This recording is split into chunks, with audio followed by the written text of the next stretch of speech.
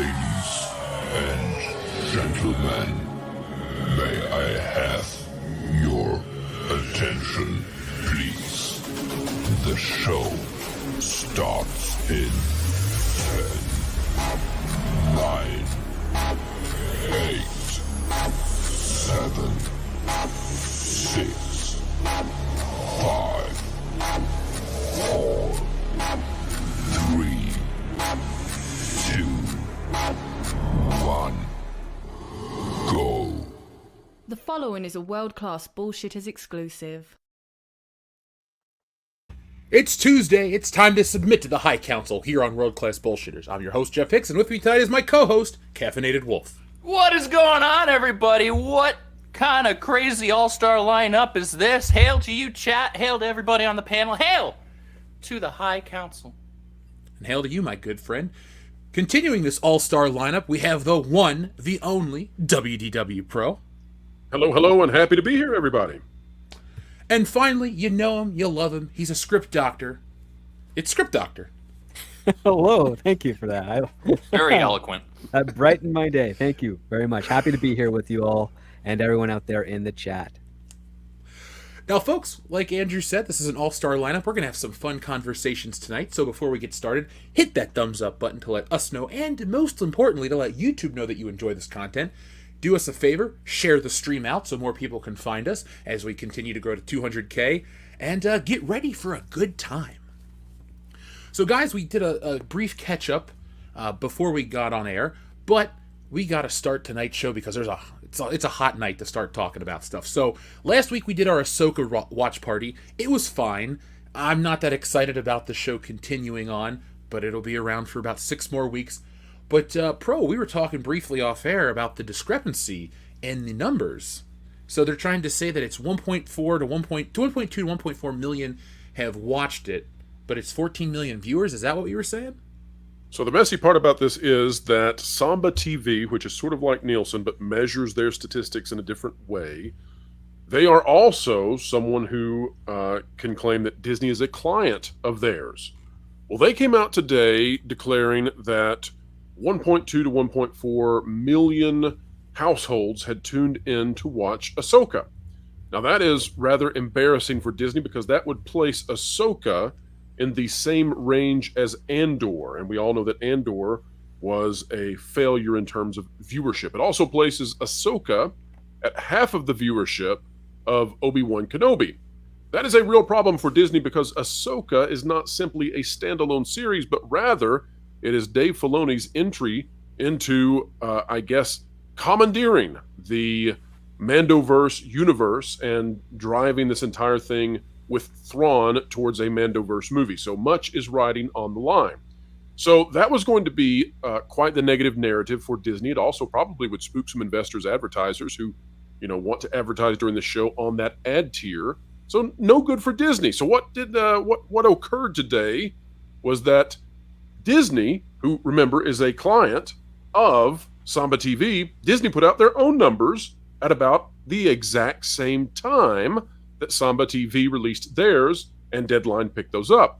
So what did Disney say? Well, as opposed to Samba TV, and they measure, by the way, our best knowledge of this, although they could have changed in the past year, but as of a year ago, Samba TV measures based on whether or not a household has watched a show or movie 5 minutes consecutively. So that's how they register that you've actually watched it sufficient to count it. Well, Disney put out their own numbers, and their numbers they first released were that more than 15 million viewers had tuned into Ahsoka. Disney then 7 minutes later released a retraction and clarification saying that no, it was 14 million viewers. The problem here is we have no idea how Disney is figuring out those numbers because, one, we don't know what registers as a view. Is it watching it for 5 seconds? Is it watching it for 5 minutes? Is it watching it for the entirety of the episodes? The latter, I don't suspect is true. Also, if a household clicks on that Ahsoka episode several times, does each time that they click on it to finish the episode count? We don't know. And does Disney add views based on the idea that, well, per household, there's 4 people on average watching, and so we'll multiply it by 4? We don't know. One thing is certain, though. When it comes to Samba TV saying that only 1.4 million households tuned in, and Disney saying that there are 14 million viewers total, it's hard to square those because, well, in order to do so, you'd have to estimate that there are 10 people per household on average in the United States. That does not seem likely, is and therefore these maybe in numbers do certain parts not of the line United up. States. Yeah, well, yeah, we're all Duggars now, baby, according to Disney. Didn't Disney get in trouble for lying about their budgets recently as well? Yeah. Lying about their budgets, and also as of this afternoon, it was revealed that I believe a stockholder in New Jersey has filed a lawsuit against both Bob's and the former CFO with regards to their handling of budgets and finances pertaining to Disney Plus. Ooh, birds for the bobbies. It just keeps getting worse and worse for the happiest place on earth. I mean, each and every week we're finding out, hey, these numbers aren't accurate. Hey, less people are watching. Hey, our movies aren't making the budget or making their budgets back. And I think a lot of people are surprised, and surprisingly, a lot of people are kind of happy about all that. But with a discrepancy of like 10 times the amount in difference. Isn't that funny to even say it, That's though, nothing Jeff? to shake a stick Isn't it at. funny? Yeah. There's a It's like 10 there's- times discrepancy here. Yeah, by a factor of 10, just not that big of a difference. That's really interesting. Because as you were saying, Pro, Samba TV has proven themselves, at least so far, to be kind of the accurate standard that we can work off of, at least as of right now. It's still difficult to truly measure and get accurate, like 100% accurate numbers on these streaming services, but that's a really, really big difference. To go into the weeds a little bit here, the way that Samba TV does it, of course, is that they have their software loaded into something like 28% of the televisions across the United States, talking about smart TVs. What they do then is they measure, using the ability to monitor those TVs, they measure the people who are watching that, and then they extrapolate that out for all devices, assuming that the same percentages would apply, and then they can give a rough estimate of how many millions of people tune into a show. Nielsen, on the other hand, does something different. Nielsen is not measuring how many people tuned in for a show, but rather Nielsen is measuring how many minutes of that show were watched across the country. And so Nielsen does that through Nielsen families, and those families report how long their TVs were on any given piece of content. Now, the tricky thing here is, though, that for Samba TV, the discrepancies between Samba TV and Nielsen are often rather staggering. So we don't know who to trust more or less. There's one thing, though, that we can ascertain from this, and that is that usually we would suspect that Samba TV has it in their interest to be as nice as possible to Disney. We think that's happened in the past. Mm-hmm. And Samba TV is measuring Ahsoka in the same way we would assume as they have measured the other Disney shows. So whatever Disney may say about their overall viewership, Ahsoka is down with Andor. That's just the way it is. So I don't care, what the numbers are that Disney say. They have Andor numbers. And Andor was a failure. And if Ahsoka is at Andor levels, that calls into question everything to do with this push to get to a Thrawn movie using these characters. It is a failure to launch at this point. Well, they have to inflate those numbers, right? At this point, if the numbers truly are down at Andor levels or at Kenobi levels, then I guess it behooves them to try and inflate. Though it's kind of shocking, even for Disney. This is the same company that put out, Captain Marvel. And those numbers are still questionable, if you ask me. But a lot is riding on Ahsoka, right? It's as you said, Pro. It's Dave Filoni's first kind of fully taking the reins foray into live action. Jon Favreau isn't on this one. This is his character, his baby. For Christ's sakes, he invented the world between worlds and freaking time travel in Star Wars for no other reason than to save his precious Ahsoka's life. No Filoni characters may die. Yeah, so there's that. And then on top of that, this moves into, as you said, this kind of Mandalorian sort of universe movie that he's supposed to be directing and writing, as far as we know. And then this is also the first. We don't want to talk about this, but this is the first female-led Disney We Plus don't Star talk Wars about show. Oh no, yeah, we do. Well, let me say this: female-led script. Star Wars show. They Obi-Wan was don't pretty want female-led. it to. They don't want it to. They don't want it to fail. They don't want to even have it perceived as doing poorly or subpar. So script made a very fascinating point today in the afternoon video on my channel. And Script, I want to get your take on this. Before we do, though, let me set the table for you. We're talking about, the Disney numbers that they've put out. These are probably the best that Disney can possibly put out there without other people realizing how false they are. Now, we probably don't buy the Disney numbers, but they're as good as Disney can put out and have some legitimate belief out there. Disney's numbers are 14 million viewers, right? Okay. There are 156 million approximately. They may have lost some more, but as of the latest that we've known, 156 million Disney Plus subscribers. If we assume that per account, let's average that there's 3. Okay, that there's 3 people behind each account. That may be low, it may be high, it may be right. Don't know. But let's say it's 3 in a family on average using Disney Plus. Okay. That gets us then to approximately 450 million possible viewers out there. Disney's own numbers are that 14 million people tuned in. Script, you said earlier today, and I agree with you, and I really thought about this because, man, what a point you made.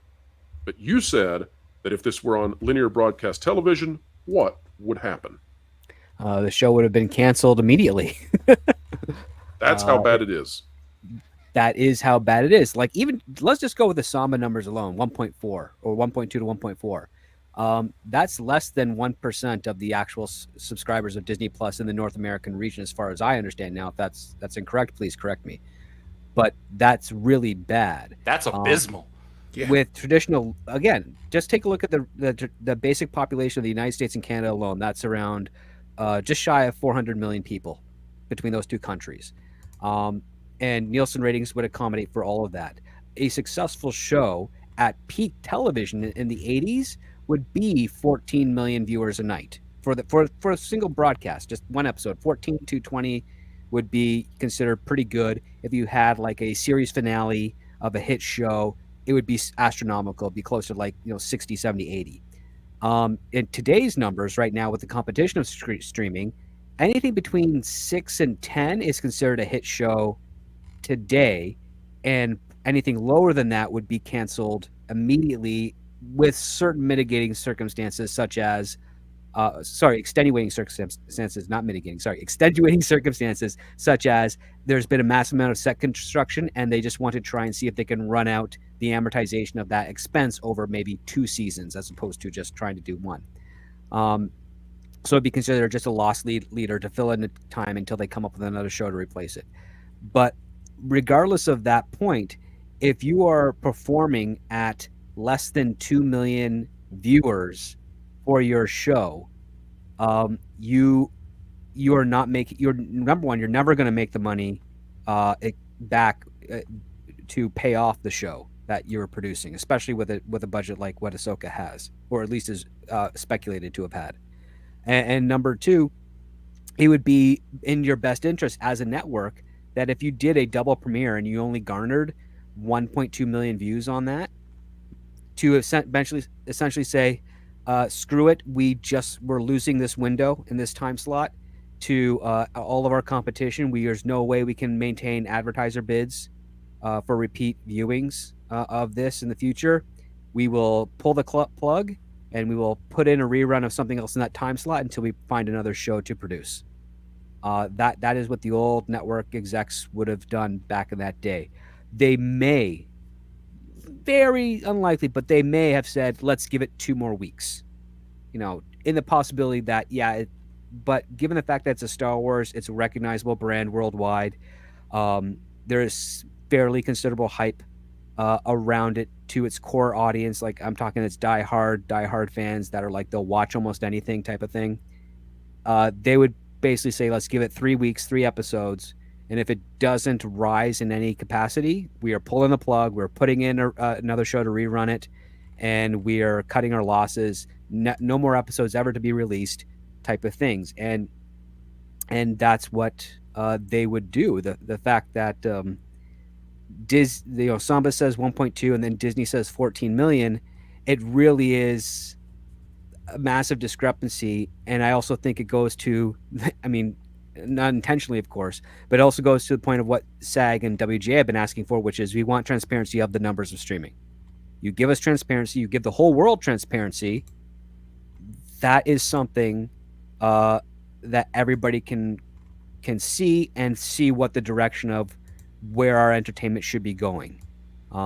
And because the studios are refusing to do that, because we have this confusion between one independent reporting system, which I believe is also kind of has investments through Disney, and then what Disney is saying, that just doesn't. How do you reconcile that? I don't get it. It's very difficult. Here's some interesting numbers for you. If we take the Samba TV data that they've given us, let's take their statistics, right? And if we are as kind as possible and we say that every one of those households that Samba TV registered watched the entire 2 episodes of Ahsoka during that 5-day window that Samba TV is using, we wind up with 126 million minutes of watch time. That does line up pretty well with Andor, which struggled to register on Nielsen. That would put the debut of Ahsoka somewhere around 1/9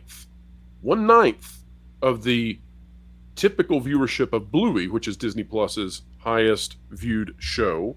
Of course, that's the cartoon Australian dog family. And then Suits, by the way, if you're curious what the most popular show out there is right now and how it stacks up, Suits is about triple the viewership of Bluey. So figure out where that puts Ahsoka, and it's not good. It really isn't. Oh, sorry. Go ahead, Jeff. Oh no, I was gonna say this is Star Wars. I mean, this is what they paid 4.2 or let's just say $4 billion for, and it's been 10 years since they bought it. They've been producing content for 8 years. You'd think back in 2015 when The Force Awakens launched, this would be, oh man, a Star Wars TV show. You know, it's gonna be the highest rated thing ever, the highest grossing thing ever. I mean, it's been a rough nearly decade for this brand, and every week, you know, Disney keeps going down the path of basically facepalm moment is what I'm trying to say without so much pomp and circumstance. It really is just an embarrassment each and every week. It's no wonder fans have abandoned ship, because even the news about the stuff is as bad as the content that they produce. So I'm just always in shock about Star Wars being this bad. Like, can you name another franchise that has become a joke like this? I mean, even Star Trek has turned around somewhat. As a major DC fan, I would say that DC's been a joke for a while. Basically, ever since Man of Steel, with the exception of like the first Wonder Woman. That's basically all I'd give them. But to your point, it's been damn near a decade, and they paid Lucas. What was it, $4 billion for $4 billion? Majority of that in stock options, and they have not made that back.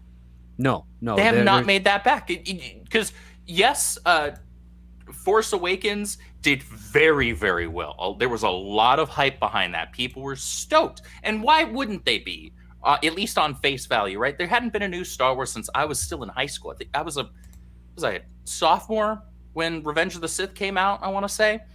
And that's a big deal. A new Star Wars movie, a new Star Wars trilogy. People were rightfully excited, but then we saw it. And there were enough people for that first movie that were like, all right, well, maybe it'll get better, right? Because it's not the worst movie ever. It's certainly not the worst of the Disney ones. But it has a lot of holes. It has a lot of unanswered questions and a lot of things that just don't come to fruition. A lot of things that aren't resolved. A lot of missed opportunities. Absolutely. Yeah. Well, because the first act in Force Awakens sets up several interesting things that I was legitimately interested in seeing the payoff for. I was like, okay, where are they going to go with this? Where are they going to go with that character? Where are they going to go with this character? What's the deal with this? I'm not thrilled that they threw out 99.9% of the existing Star Wars lore in order to do this movie. But that being said, this is what we got, so I'm going to give them, at least a fair shake. I'll give them the once over. And that first act, I was interested. I was invested. But then as it went on, I was like, okay, so they're not really, this isn't going anywhere in terms of like character development. I want to see more out of these characters. And then by the third act, I'm like, so this is just copy and paste A New Hope, but not as good. Got it. Okay. And then obviously we all saw, to our chagrin, Last Jedi, and allegedly Rise of Skywalker came out. Yeah, I'm not that's sure all par for the course at this point. Yeah, but I think it goes to show is that, well, the first thing we have to admit, and it's a hard pill to swallow, is that there is, despite the fun that has been had over the subject, there's nothing that you can prove to say that Disney intentionally wanted to not make money off of Star Wars. Their eye is definitely not on the prize, and and their perception is definitely skewed away from what would make the brand successful. But these people are they live in bubbles within bubbles, and they think what they're doing is best for the brand and the company. And every time it doesn't reflect the goals that they have set for themselves, they cannot admit defeat or failure for fear of reprisal that will happen within the company. So what they'll just do is they will try and blur the lines or state something or find some sort of distraction that they can justify and say, well, it's the pandemic that did this, or it's people that don't like female characters in their shows or something. They'll always muddy it up with something else to absolve them of any wrongdoing, because they genuinely think that because Star Wars was such a strong brand, and because there were female characters in Star Wars and in the EU and whatnot, that them exploring those characters or characters fitting those models should return the same type of adoration and fan involvement and money that has occurred previously with Star Wars. The fact that it hasn't is something that they have to acknowledge in one regard, but ignore what the obvious solution is. And the obvious solution is that when you buy a brand for $4 billion, if you want to make that money back, you're going to have to hire people that can help you make $4 billion. And when you take a look at the lineup of the talent that they have hired to write and direct their films and their television shows, the only one in there that actually has any talent was Jon Favreau. And he has been losing control of what he built in Star Wars ever since Dave Filoni got on board. And Dave Filoni was suggested to Jon Favreau after he pitched The Mandalorian to Kathleen Kennedy. And the only reason Favreau agreed to work with him is because Kennedy said, Filoni has an encyclopedic knowledge of Star Wars lore. He'll be perfect to help you out in shaping this. He can't even remember his own lore. Shaping this series to fit in brand and in canon. That's the biggest oversell ever. Yeah. And this is the sad part. I'm gonna let you finish, but this is really sad. I want people to really, really think on this. The acquisition of Lucasfilm and Star Wars by Disney should have been the easiest $4 billion to make back and double or triple in the history of ever. Because all you had to do was just keep doing Star Wars. Just find the person that is legitimately the most knowledgeable, not somebody who is self-aggrandizing and fancies themselves as super knowledgeable and a lore expert, someone who self-bequeaths upon themselves the title of George Lucas's apprentice, a title that no one else bequeathed upon them. Not even George. Nope, not even George. There are people that make that claim. That is an unsubstantiated claim. Didn't happen. It's false. It's made up. Didn't happen. That's all they had to do. And they just keep doing Star Wars. And then you just make a killing from the merch, because that's where the money is. The money isn't in the movies. The movies sell the merch. Mm-hmm. You got to remember this. The movies are extremely expensive to make, but you can recoup those by enough people going and seeing it multiple times. And then, as we say all the time on this channel, actual fans being hyped about the characters and hyped about the shit, and then going and buying the action figures, buying the t-shirts, buying the novels, buying the comic books, all of it. The lightsaber replicas, the profit margin on those is probably admittedly a little bit smaller, but you get my point. When you get to the merch, that's where the money is, and that's why Lucas was so freaking smart early on when he first came up with Star Wars. He's like, yeah, I'll take the merch rights. All right, fine. This thing's not gonna make any money anyway. Boy, were they wrong. They just make money forever. But no, well, they can't, we got what we got. And Pro can speak to this as well, because we've discussed it, and that is some of the elements that allow Star Wars to be Star Wars are antithetical to the family brand that Disney likes to put forth with their content. They don't like excessive violence, even if it is science fiction or if it's aliens or what have you. That's why you live through stabs now. Yes, that's why you live through stabs. You don't lose limbs. Consequences are fictitious. That's that's the very thing. Script, do you know the scariest thing in the Star Wars universe? I don't think there is anything scary anymore. No, just bridges, man. You see a bridge, get away. Now, Pro, you got to head over to review the Ahsoka episode, so I wish you the best I of promise luck. I will not cross a bridge to do it. I promise to you all. Good, because we need you back in the future, man. Where Blasters can and everyone find you? lasers and swords, they can't hurt you, but by golly, you see a bridge, you steer away from that. You will fall to your doom and have to come back as a ghost to console the guy who killed you. I think Skarsgård's character was the only one that survived a bridge in Andor, because he had that monologue on a bridge, right? Nothing happened to him. Good. Wow. I will have to adjust my bridge death theory in Star Wars. Oh, well, I think yes, it's because I think because he was on the bridge, his time is coming up. That's right. He is doomed. It's just not happened quite yet. But yes, Jeff, thank you for having me. I do apologize, ladies and gentlemen, that I have to leave so quickly, but I do have to go review the latest Ahsoka episode. I know you can all hear the enthusiasm in my voice. I'm excited for you. Yeah, it's so great. I can't wait. So we're gonna go watch Sabine with short hair, pixie haircut now, and I assume that makes her be tough now and invincible and invulnerable and all of those natural female traits that It didn't work that way with Samson. Well, he needed ovaries. But anyway, folks, have a great one, and I will catch you again soon, I hope, and I hope to join the High Council once more in the very near future. Take care, everybody. Take care, Pro. Everybody, make sure you go subscribe to WDWPro. He's a fantastic channel. Covers a lot of great topics, a lot of the things that we talk about, but from a different angle. And absolutely, get on over there. Get his sub numbers up. Yeah. Folks, let's push this channel to 200K. Let's push him to 100K. Script Doctor, everybody to 200K. Fuck it. Let's go to 1 million. Let's just keep spreading the word. We're putting out a good show each and every week, Andrew. So, Millions of dollars. yeah, bring it on. I mean, I'm not going to complain about the fame and fortune and, a couple Ferraris and an Aston Martin later. Then I'll lose my damn mind and go crazy. But anyway, that's the future. I'm getting excited for something that's not here yet. One thing I did want to mention, though, is, you talked about there's no stakes anymore. I'm glad you brought up the whole violent Star Wars thing, because I always thought Star Wars was like, I won't say edgy, but it definitely had stuff as a kid, and I'm like, oh, that's so cool. Like, when he cut off Ponda Baba's arm and it was all bloody in the cantina, or... Which is weird, right? Or when you see freaking Aunt Peru and freaking Uncle Owen. Like, you see them, they got freaking vaporized.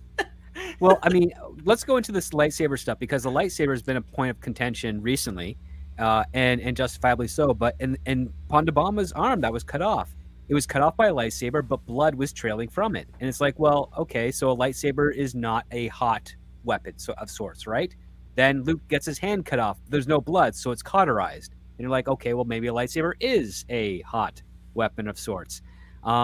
We don't know. We don't get anything close to that again until Qui-Gon Jinn plunges that lightsaber through the blast doors and starts melting it through. And then again, it's used to stab it, get himself stabbed, and then cuts Darth Maul in half. And all I have to say is, with such varying degrees of results from interactions with lightsaber, it really does make you realize that George Lucas really did not have as detailed a plan of Star Wars going forward from the beginning, as many people like to profess. No, he didn't. And if you watch the movie from... I have a different perspective on Star Wars, where I don't look at it as this universe that I'm living in and fantasizing about the Jedi and Sith. I watch it as a movie series that I really liked, and I watch it from the perspective of how it was actually made and what things were going into each film. So like when I watched the original Star Wars, Luke and Leia aren't brother and sister, or an Empire Strikes Back type of thing. You get the Jedi, you're like, oh, it makes no sense, it's weird. But like I watch it with that way, and it's always been obvious there was very little plan of where to go with this or how to do that. And then if you go and you read these alternate scripts for Empire Strikes Back and these other that one specifically, you can see that they didn't have the master plan that they had even when that movie came out. So it was always like Indiana Jones says, I don't know, I'm making this up as I go. That's exactly what George Lucas and company did. It worked, but I think they were a lot hungrier back then. With everything being so expensive and corporate these days, it's funny how I guess would be the risk analysts come in and talk about certain things, but they still miss the point. Well, the thing with the kind of canonicity of Star Wars in Lucas's mind early on, anyway, after this is well before things started getting, I think, a little more concrete for the most part.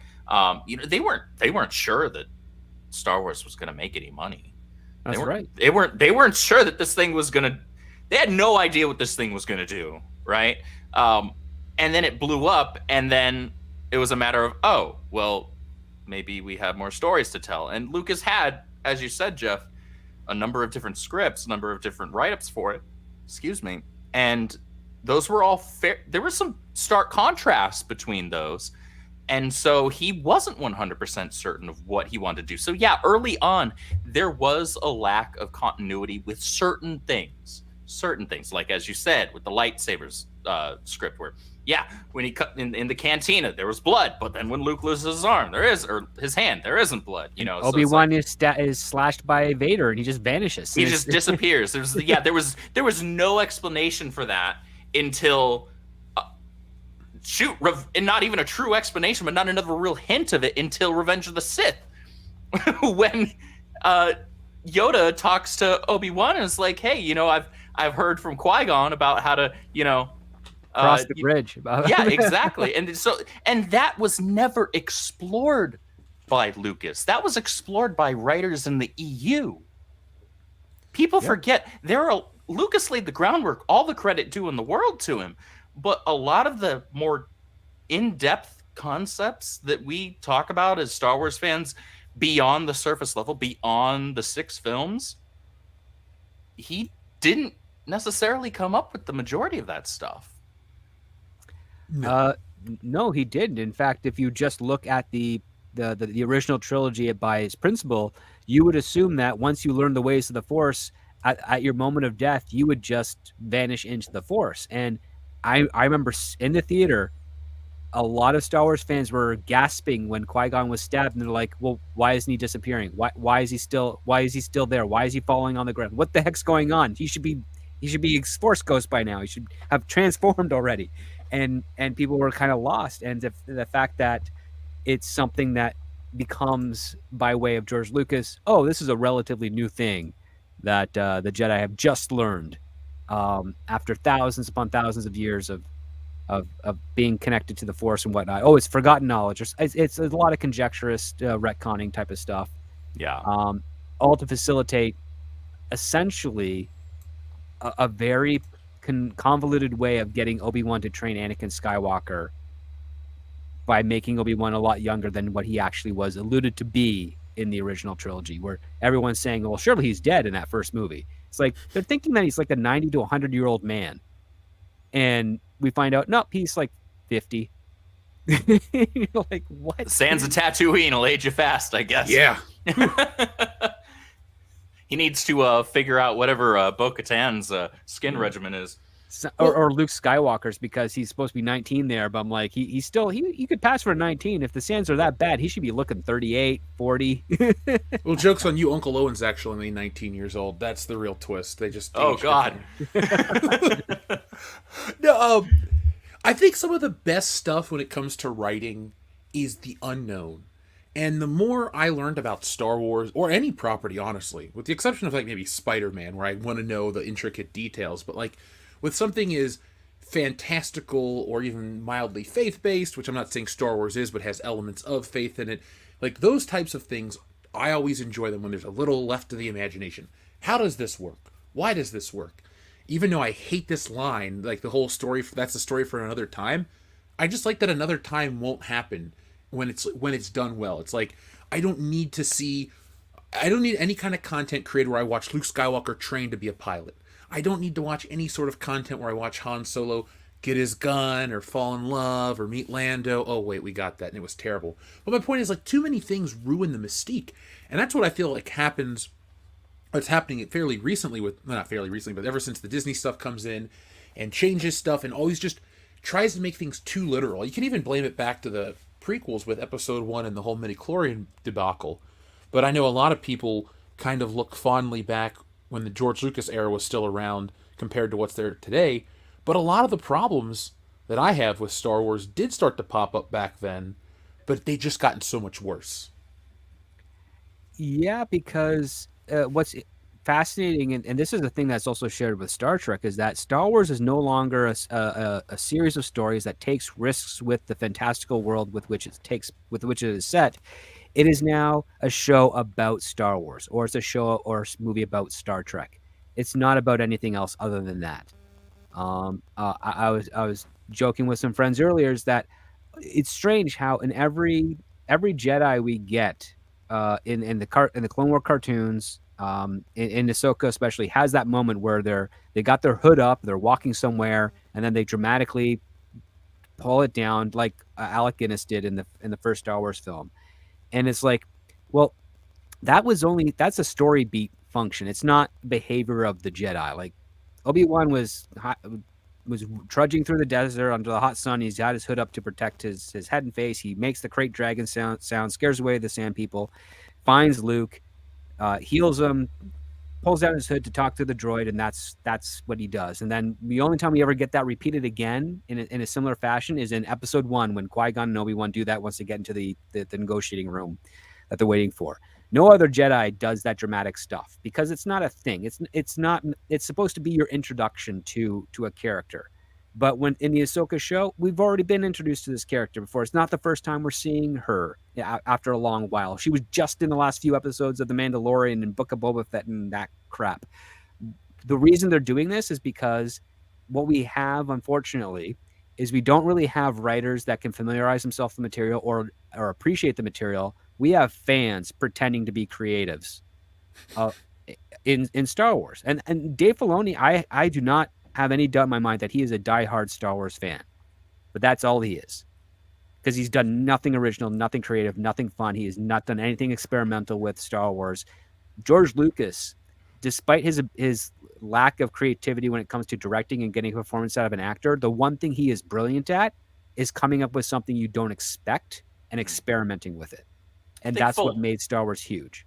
I think Filoni is a fan of his Star Wars. I think he was inspired by Star Wars, but he cares a heck of a lot more about the stuff that he's quote unquote contributed to it. Certainly than he does anything that Lucas or certainly anybody else has ever contributed to the property, because we see him just bastardize the lore constantly. But even to that point, he can't keep his own lore straight. I very frequently end up scrolling through like YouTube shorts and come across so many shorts of Sam Witwer, voice of Maul, for those who don't know, in Star Wars Rebels, as well as the voice Starkiller, right? He was Starkiller, correct, in Force Unleashed. And great guy, great actor, incredibly, that guy has legitimate Star Wars knowledge. Like if that guy made a Star Wars lore YouTube, I guess granted right now that kind of content just doesn't do shit. But if this was the kind of environment right now in YouTube where creating lore content for something instead of just shitting on it all day long actually garnered clicks and views, he would have 100 million subs in 5 seconds because of how in-depth his Star Wars lore knowledge is. Like he'll tell stories all the time where he's correcting people on set. He's correcting Dave Filoni. He's correcting all these other people. And other people are like, can he do that? Did he do that? I guess he did that. And Star Wars needed people like that. They don't need people that are obsessed with their own contributions. They need people that are obsessed with the property itself and want to contribute because they love it, not because they want to necessarily just leave their mark or have their own stamp on it, like Filoni fancies himself with Ahsoka. That's a big problem. Well, like I've said before on the show, I have a friend that's worked, that knows the guy, and I just heard what a brown noser Dave Filoni is. So if people are wondering how he got where he is, being a yes man in Hollywood is a very good job, because if you can find the work, it can take you far, almost to the top. So that's what I've heard from a very reputable person. It's the next best thing to sleeping with the boss. Basically, that's what it is. And yeah, I know a couple of people that have worked for Dave Filoni, work with Dave Filoni, and they actually like who he is as a person to varying degrees. But the one thing that they've said is that he kneels at the altar of his of the person that signs his checks. Essentially, you'll never find him telling the person that is in charge of the studio, "Oh no, we can't do that," and provide a valid reason. A valid reason as easily as it will cost too much to do. Like you'll never hear that come out of his mouth, is my understanding. But yes, he is a guy who has done as much damage to Star Wars as anyone else under the Disney regime, and he has been damaging Star Wars since before Lucasfilm was sold to Disney, in my opinion. Nothing breaks the idea of how revered the Jedi were than learning that they let a student teach another student how to wield the Force, and Anakin being a teacher of an apprentice. That Anakin being a master but not a master, and considering his frame of mind at that time, there's no way in hell if I was on the Jedi Council that I would have been like, yeah, totally, let's give him Padawan. I even think that was a silly mistake on Luke's part, because the idea should be that Anakin Skywalker was a Jedi Knight in training and never fully committed to completing his lessons in the Force, and that's why he succumbed to the dark side. And the moment you try to take that away is the moment you kind of you build him up to having a larger fall, as opposed to the lesson, which was, hey, learn to walk before you can run. That's essentially basically what it was for Anakin's stuff. He tried to run before he figured out how to walk. He stumbled, fell to the dark side, and he needed his son to come and pick him back up to remember what he was trying to do in the first place. That's a very simple type of thematic story that's going on here, and it's been tainted and perverted and misconstrued to the point where you literally have lines in the Clone Wars, and even I think in Rebels, where everybody just reveres Anakin Skywalker as like the greatest of all Jedi. And it's like the interesting part of Star Wars in the original trilogy is that Luke Skywalker's father was a Jedi Knight, but he was kind of still a nobody in overall the galaxy, and there's nothing wrong with that, because it's this nobody became Darth Vader and now is a tyrant. That's the scary aspect of it. The moment you deify him as a hero that then fell and became a tyrant, and everybody in the galaxy knows him, it's like, well, how then does Luke Skywalker manage to hide as long as he did on Tatooine, despite it being a backwater planet? It just breaks its own continuity. That was my biggest complaint with how they handled certain characters in Episode 7, where like everybody knew about, oh, this one and the general and this and that. We know all your exploits. Like, they watched the movie along with the audience. I hate that storytelling device. It's lazy. You know what that is? It's the storytelling device of everybody in the world sees everything that the audience sees. And it's like, you're talking about a galaxy far, far away with thousands of planets aligned in a galactic empire or republic, what have you, and each of them having, let's say, hypothetically, between 8 billion and 12 billion population, and they're going to know Luke Skywalker? Seriously? No. They have their own societies, own things to worry about, especially with the Empire on there. They might have seen his image on a wanted poster after he destroyed the Death Star, but do you also really think the Empire is going to admit, one, that they built the Death Star, and two, that it got destroyed by a bunch of band of rebels? No, that'd make them look weak. We know what propaganda is like in politics. No freaking way is the Empire going to divulge that information. No. So not the whole galaxy would not know who Luke Skywalker is. Only a very small portion of them would, and they'd have to be very intimate with the rebellion in order to know who that man was. It's like if you were to poll people today, like name 5 generals in the U.S. military as an American citizen, you're like, oh, I don't know. Name the 2 pilots that dropped the atom bombs on Japan right now without Googling. It wasn't Wedge Antilles, right? It was not, no. But again, like, listen, the names will be important. But the thing is, there's so many people, there's so many other things happening within all societies around our world, and then multiply that by the hundreds, if not thousands, of the galaxy, that not everyone is going to get the most accurate of information. And there's something fun you can have with that in the galaxy, and that's what George Lucas was doing in the original trilogy. Nobody ever heard of really Obi-Wan Kenobi. Like, he didn't go to Mos Eisley and people said, hey, there's Obi-Wan, or hey, there's Ben. They didn't do that. He was able to blend in everywhere. Why? Because everyone has their own lives. Everyone comes from their own planets with their own societies, their own cultures, their own priorities. And there's a value of getting lost in that when you're trying to hide from the Empire. You know, That's something that the Kenobi novel did so well.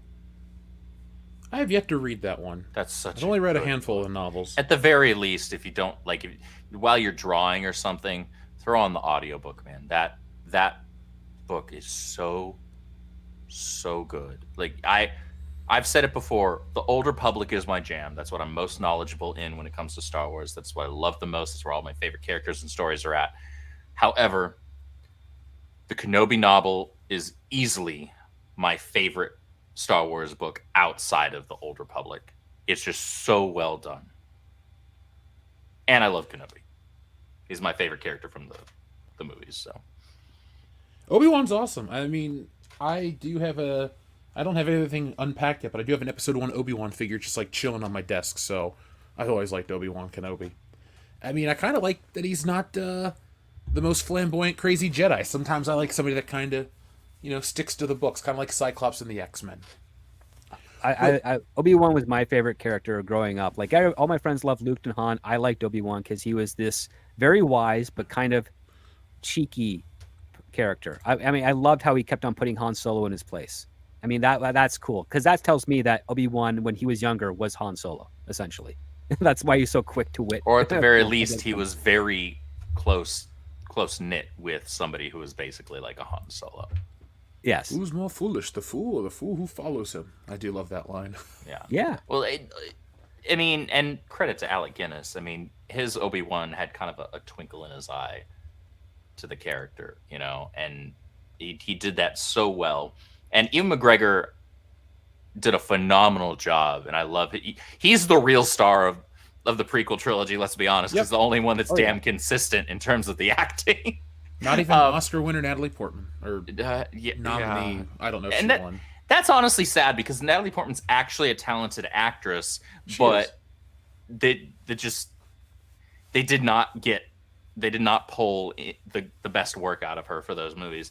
Well, like they said, George Lucas doesn't know how to direct actors. Correct. He knows what he wants to see. No. And he'll say faster, more intense, and that was his direction back in the day. Yeah, he doesn't know how to pull out real emotion.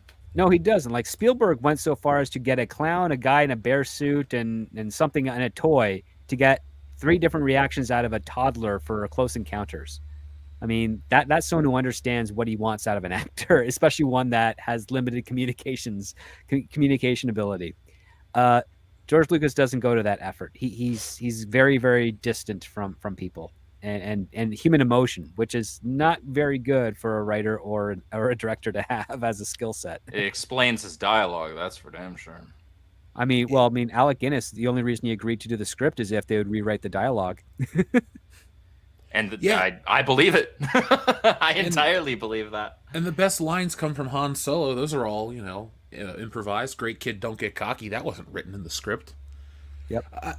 It'd be interesting to see, like, live in an alternate reality where episodes 1 through 3 and the new ones all had more improvisation than just, like, sticking to the word like it's scripture. Because, let's be honest, some of the...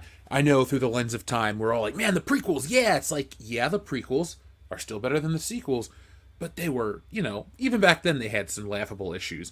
And that dialogue being the main case, like... The dialogue is the worst part for me. Like, I love the prequels to death for the story that's being told, and I've said this a million times, episode 1's my favorite one for sentimental reasons. It's the first one I got to see in theaters with my dad. Empire is the best one objectively, chat, so you can stop yelling at me. The first movie is the best one, man. It's the only Star Wars that tells a complete story. Here's the thing. I love the first 6 films in totality, especially the OT. But the dialogue in especially episodes 2 and 3. The dialogue was actually pretty solid in episode 1, but in episode 2 and 3, it was clear that nobody wanted to tell George, no, we need to rewrite this. This needs to sound like a human being talking, a human being that people can actually relate to. And nobody had the stones to do that, unfortunately. Well, and Carrie Fisher did, but he didn't take all of her rewrites into the final shooting script. Yeah, unfortunately, we wound up with the Bantha Poodoo dialogue that we did in several scenes. But yes, to your point, in retrospect, they're still far and away demonstrably better than the sequels, because there's still likable characters. There's still a complete story being told. It's just that the dialogue is like, really? Could nobody really not tell George this needs to sound better? Well, he had Rick McCallum instead of Gary He had Kurtz. Rick McCallum instead of Gary Kurtz, and Gary Kurtz was softly ejected from Return of the Jedi, unfortunately, because that's probably why Jedi only focuses on Luke and Anakin's story and kind of puts Han Solo and Leia's stuff in the background. To basically, they're just fulfilling plot beats as opposed to actually exploring. Han Solo should have this question: man, if we pull this off, am I still going to be with Leia? Or she's probably going to get a position in restoring and rebuilding the galaxy. What am I going to do? I'm just a former smuggler who's turned general. Am I going to be around? I'm not. He should be having these questions and this concern with Leia, and Leia should be wondering, what is her life going to be like? Because she's grew up in nothing but an imperial government, and now she might be thrust into the forefront as a monarch of a dead planet, to be responsible for help rebuilding, for reconstruction, essentially. I mean, those things should have been explored in Jedi, but never touched on at all. We really should have been like a ticking clock of Han Solo saying, I'm doing this because I know it's right to do, but once it's done, I'm probably going to have to walk away because my purpose is fulfilled at this point. And then it has to be Leia that gives him a reason to stay. And that would have been something that would have made Jedi better. And that would be something, a suggestion that a guy like Gary Kurtz would probably have to push forward, probably getting support from Marshall Lucas, who at that time it was pretty much ejected off the campus of Skywalker Ranch because they had finalized their divorce by that point. And George decided, I'm never making, at least at that point for him, he pretty much said, I'm tying up every loose end with Return of the Jedi, and I'm not making another Star Wars movie until I feel like I actually have to. And it was 14, 15 years before he started to think about it again. And during that 14, 15 years, the franchise was kept alive through the EU and through the fans. Once the early 90s hit. Yeah. Once the LucasArts games hit, that's what saved Star Wars more, because the EU was allowing it to... it was subsidizing some parts, but not so much as people like to think. Books were selling very well, but not enough to maintain the liquidity of Lucasfilm, ILM, and whatnot. They were basically making more money off interspertant toy sales, but mostly renting ILM and Skywalker Sound and developing the THX 1138 remaster and all that type of stuff. That was keeping everything at Lucasfilm afloat for a while.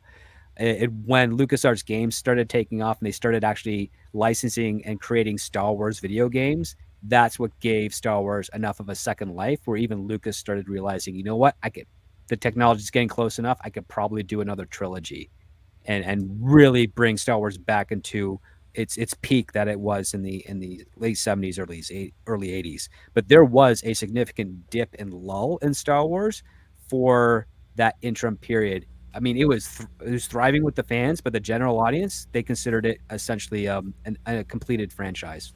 Right. Well, I mean, that's the whole general audience thing. I mean, the general audience is, yes, when you're producing movies, you absolutely want to bring in the general audience, but that should be the side effect of you having an exciting product.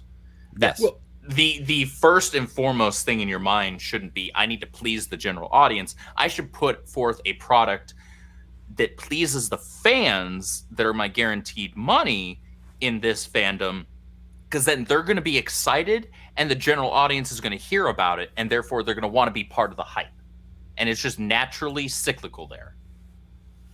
Well, one point I think a lot of people don't really take into account, and I made this point when WDWPro was on last time, but the 1980s is the golden age of like so many. Let's just say it's the modern age, like the modern golden age of cinema, because maybe Star Wars felt complete in 1983, but there's a reason why audiences were happy to move to other things.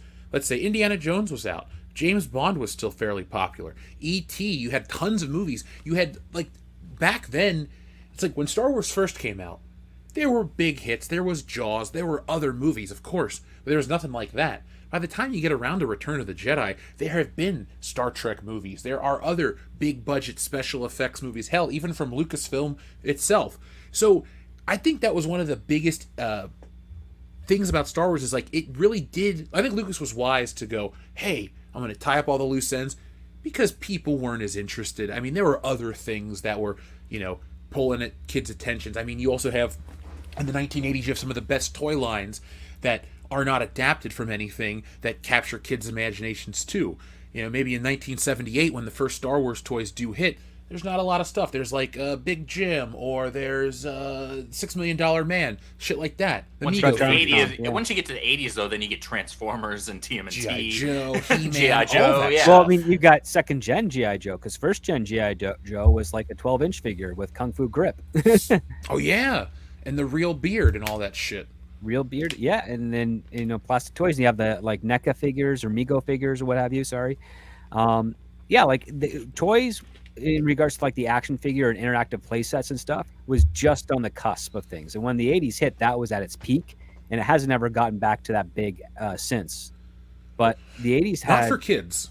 Not for but kids. For adults, it's definitely back. Have you seen the new Thundercat layer and all that stuff that they're building, like for 7-inch scale figures? I've heard those things are coming into more prominence with collectors, and then also people that just want to share it with their kids.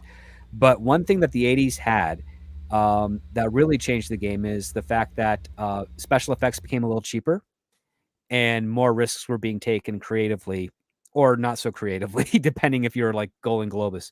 But they were making risks. They were taking chances and stuff. We had like tons of death wishes in the 80s. One of the things that's kind of remarkable is that Star Trek, the brand that came out in parallel, theatrical at least, to Star Wars, it started in the 70s and it went all the way into the 90s, with the movie coming out between 2 and 3 years apart for that entire decade of the 80s. There was almost no lull in Star Trek production of films for that decade.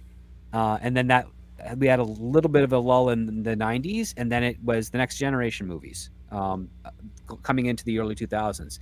It was a very strong brand, niche brand, mind you, but still strong enough for that level of investment.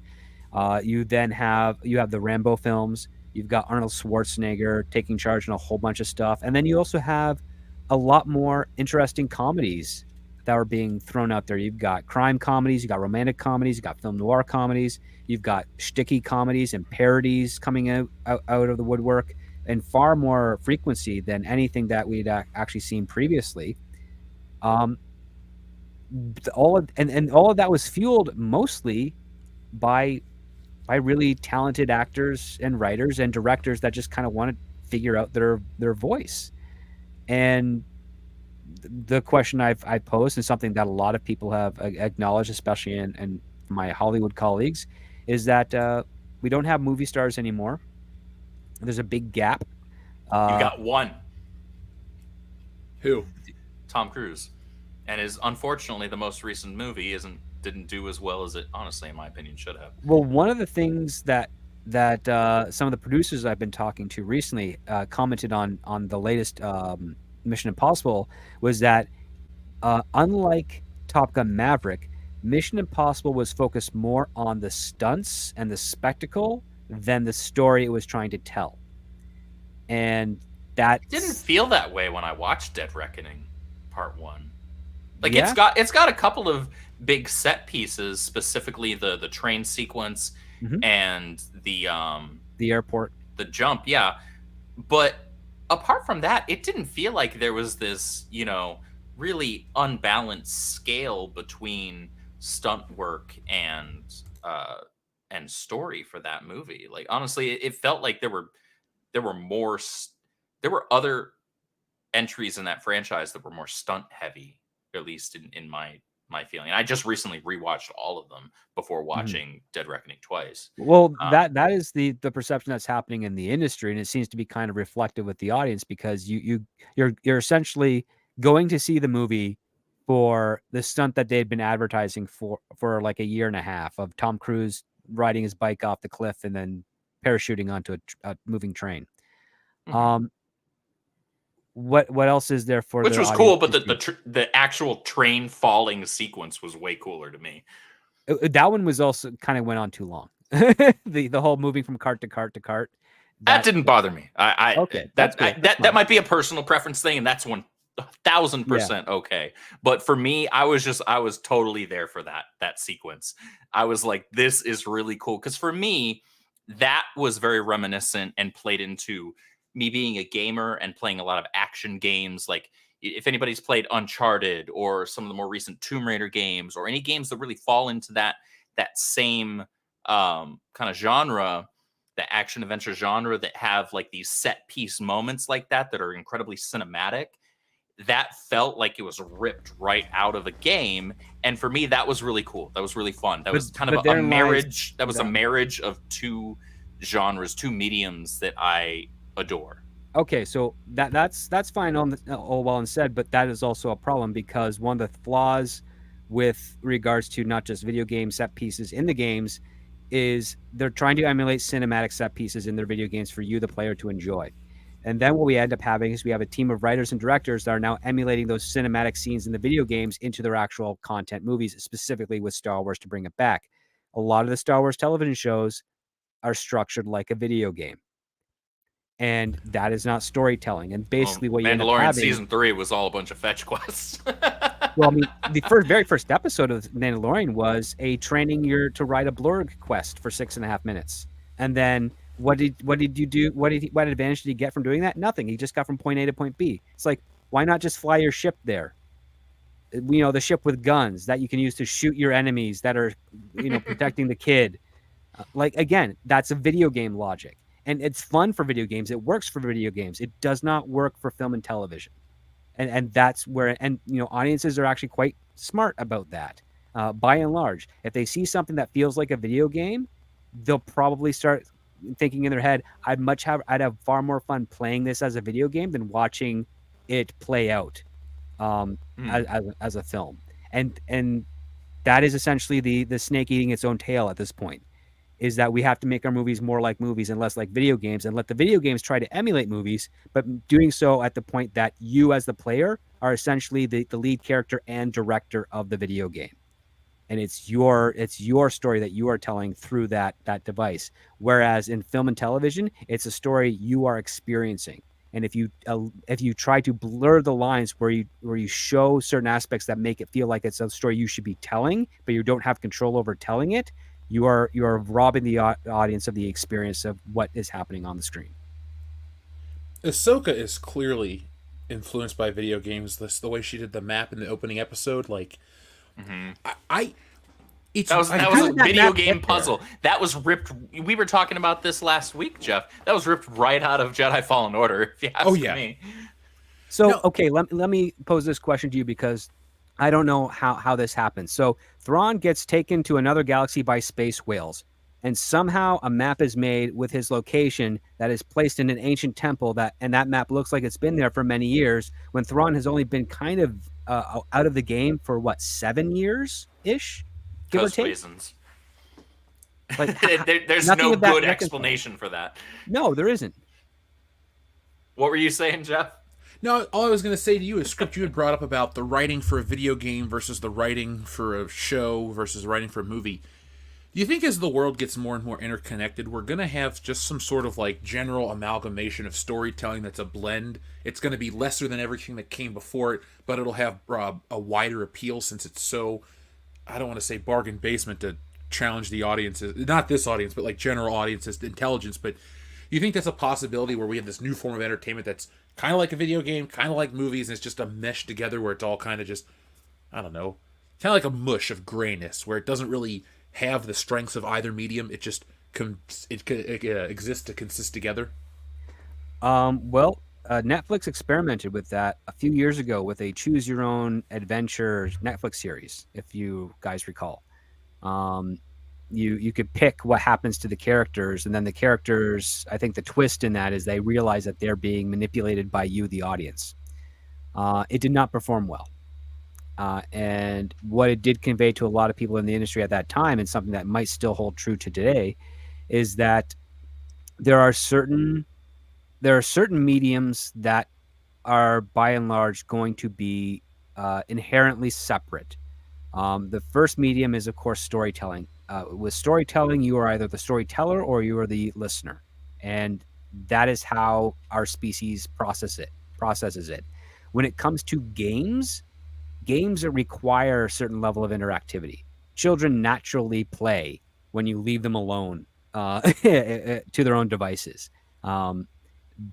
That's just part of the nature. When you try to blend those too closely together, you create a form of arrested development where there's frustration, confusion, and misunderstanding of what's going on around them.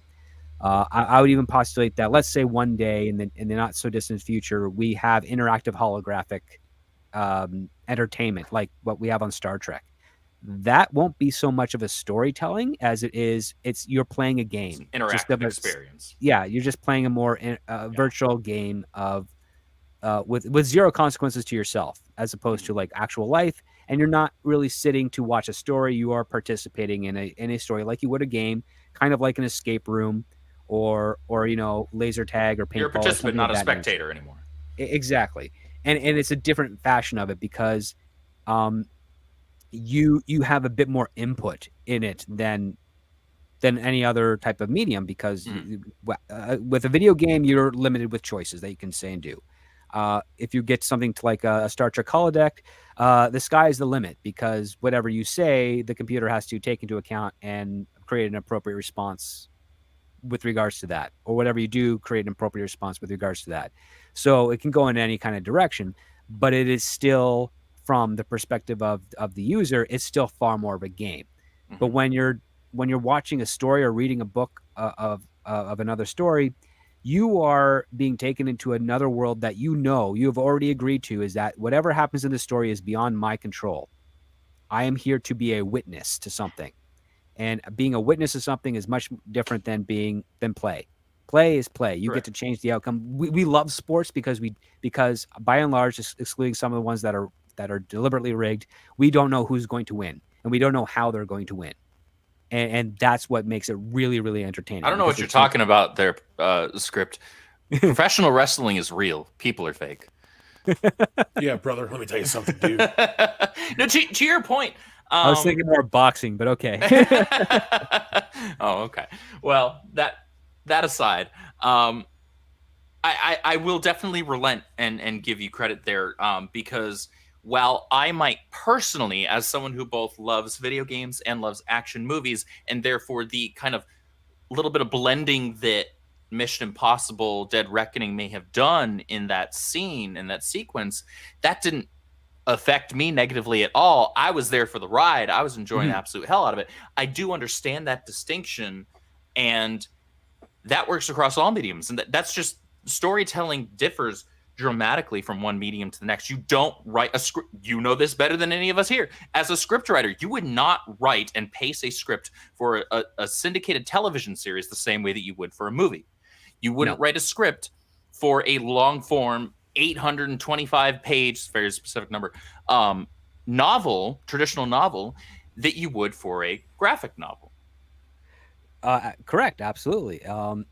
Again, each medium, what's fascinating is that over the centuries of collected stories that humanity has created, you find patterns, and those patterns are what we as a species recognize as kind of a fundamental of how we construct narratives.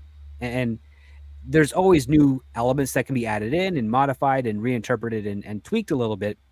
But the further you stray from that, the less likely it's going to resonate with an audience. And we're getting peaks and valleys of that more recently with our entertainment, because we have certain perspectives of like, well, we're going to work under the premise that gender is a construct, so we're going to mix and match which roles are being played by which characters and how they're going to perform and interact with these conflicts.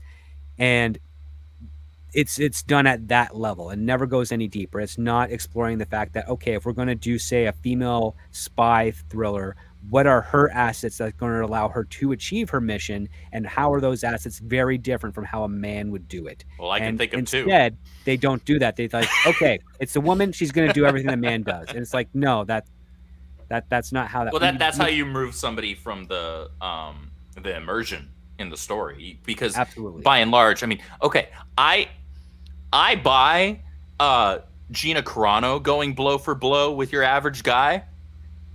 I don't buy Scarlett Johansson doing that, right? There's very specific things that you have to do with the storytelling in order to make that work, in order to make that make sense, and not remove that kind of immersion in the story and allow me to kind of suspend my disbelief to a degree. Well, that would be the hallway scene in Iron Man 2, right? She used gadgets. Oh, it's a fantastic scene. Holy she used shit. Gadgets and her body weight Yep. to take out enemies, and that's one of the things that I've learned this with actual stunt performers. I've seen it in real life in other situations, where if a 125 to 138 pound woman throws herself at you, whether you're ready for not, you're going to feel it, because it's 130 odd pounds. I mean, that's nothing to shy away from. Especially if she knows how to make the most out of her momentum that she has. Oh, absolutely. Like when I was in the 9th grade, I got onto the football team, and I was the smallest player. And the only reason I got on is because I had a powerful kick. I could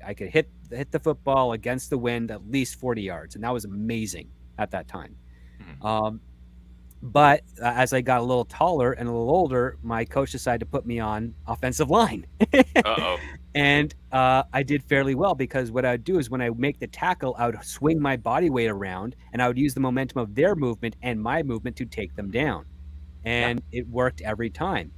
And it didn't matter how big the guy was. I was maybe 128 pounds at that point until, the next year afterwards. And that's some Aikido mentality is what that is, utilizing your opponent's own momentum and strengths against them. Oh, absolutely. And it's like, you had to do it carefully, because I learned the hard way when I accidentally caught the legs of, one of the not the quarterback, but one of the receivers. With my own legs, we got flagged for tripping, because you can't do that, at least not on Canadian football rules. But so that I had to be very careful. I'm like, okay, so if I approach this way, get around, the shoulders or the chest or waist, and I use the rest of my body to swing away from him, he's going to go down. Or best case scenario, I'll be able to plant my feet and then use leverage to take him down. And then of course the body will crush me, because they're always heavier than me, and I'd always be on the ground holding onto them. But I mean, that's just what you kind of learn. It's basic physics at that point. And what's really sad is that you could have so much fun with that, with your female characters, if you want to make them action stars, but instead of doing the research, having fun with the inventive ways and clever ways you can do that, they're like, no, we're just gonna have them punch them in the face, and the person's gonna knock out, go into a blackout right away because of that. And you're like, I don't know, unless she's built like Gina Carano, who, when you look at her, she's like 5'8", 165, mostly muscle, definitely sturdy in her physique and stature. It's like, you know what? That's average male height and weight for someone that's not a bodybuilder.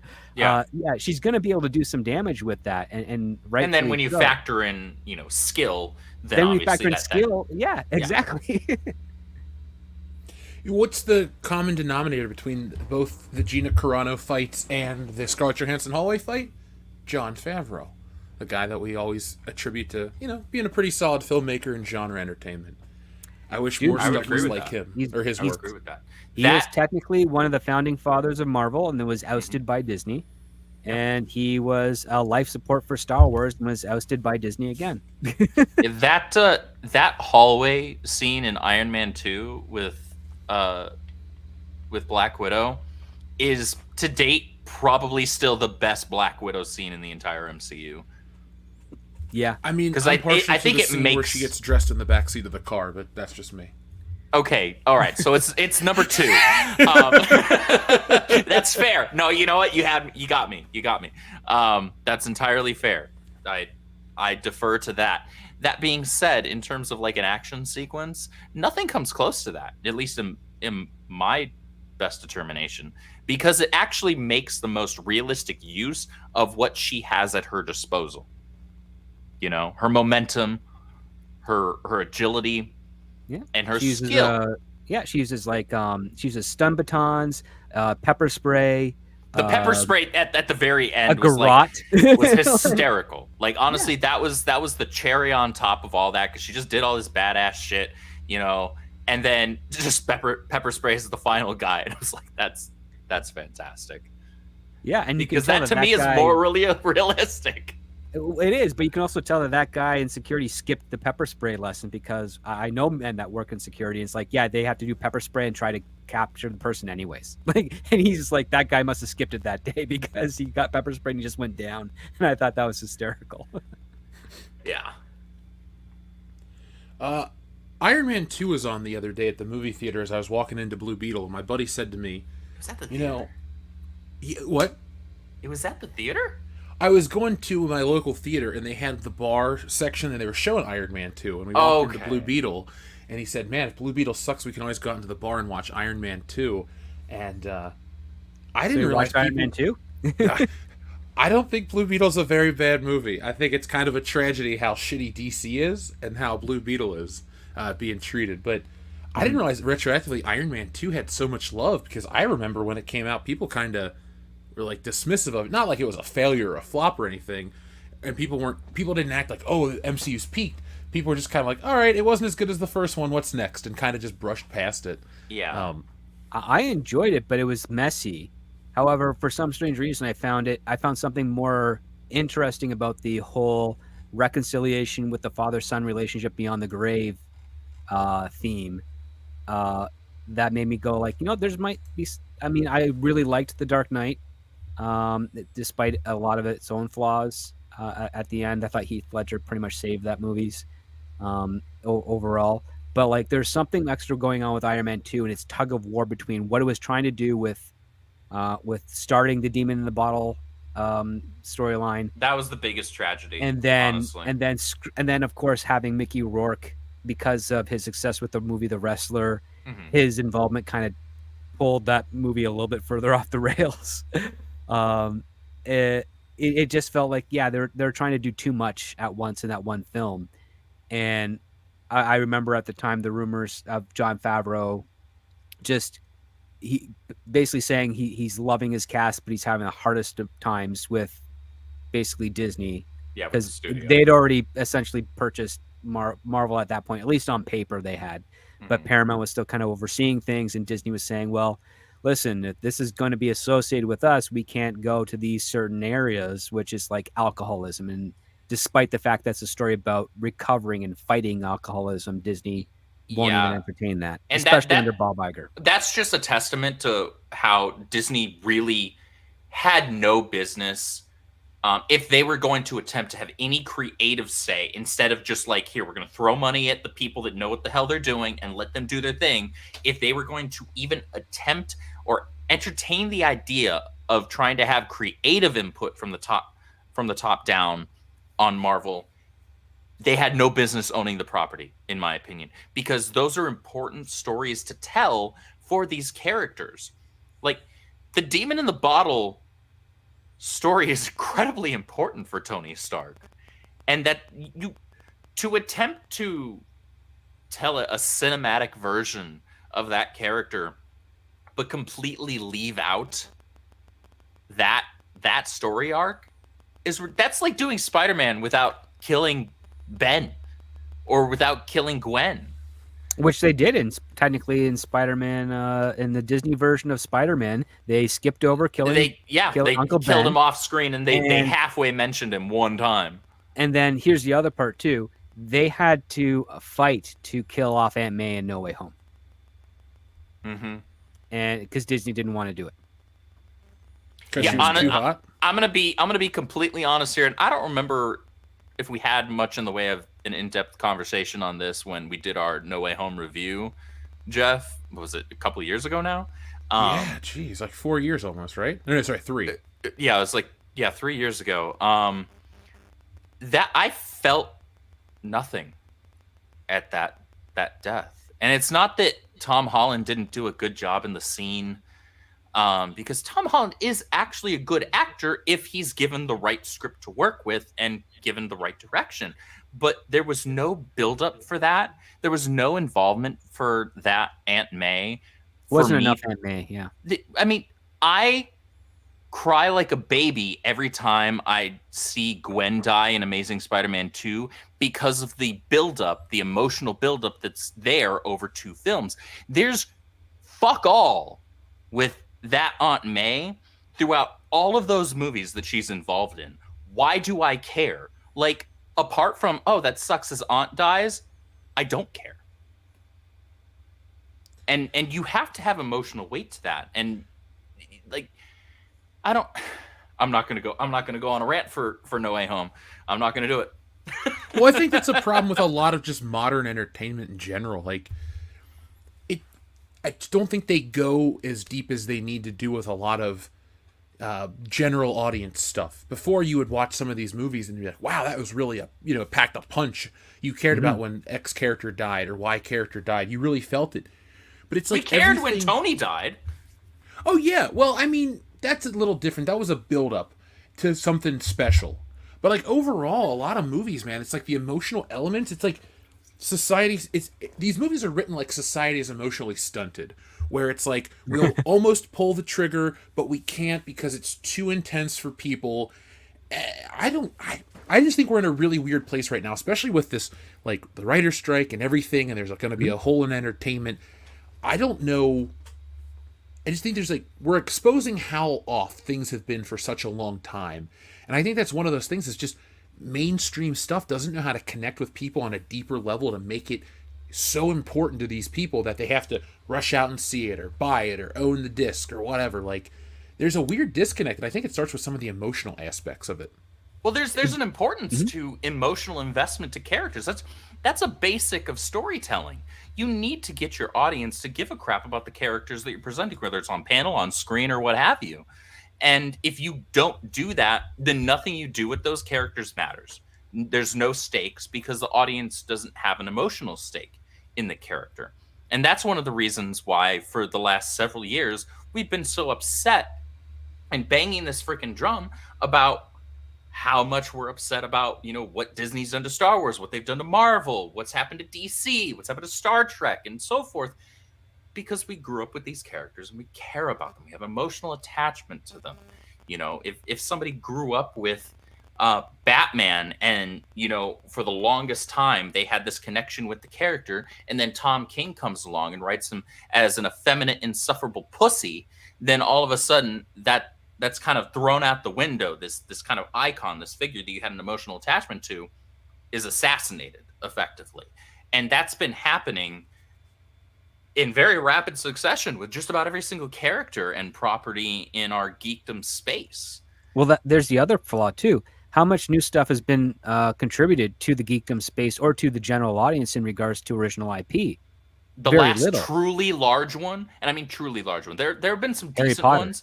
Exactly. The last truly, like, on a massive world scale, was Harry Potter. Like, Game of Thrones, no discredit to George R.R. Martin. Game of Thrones did very well.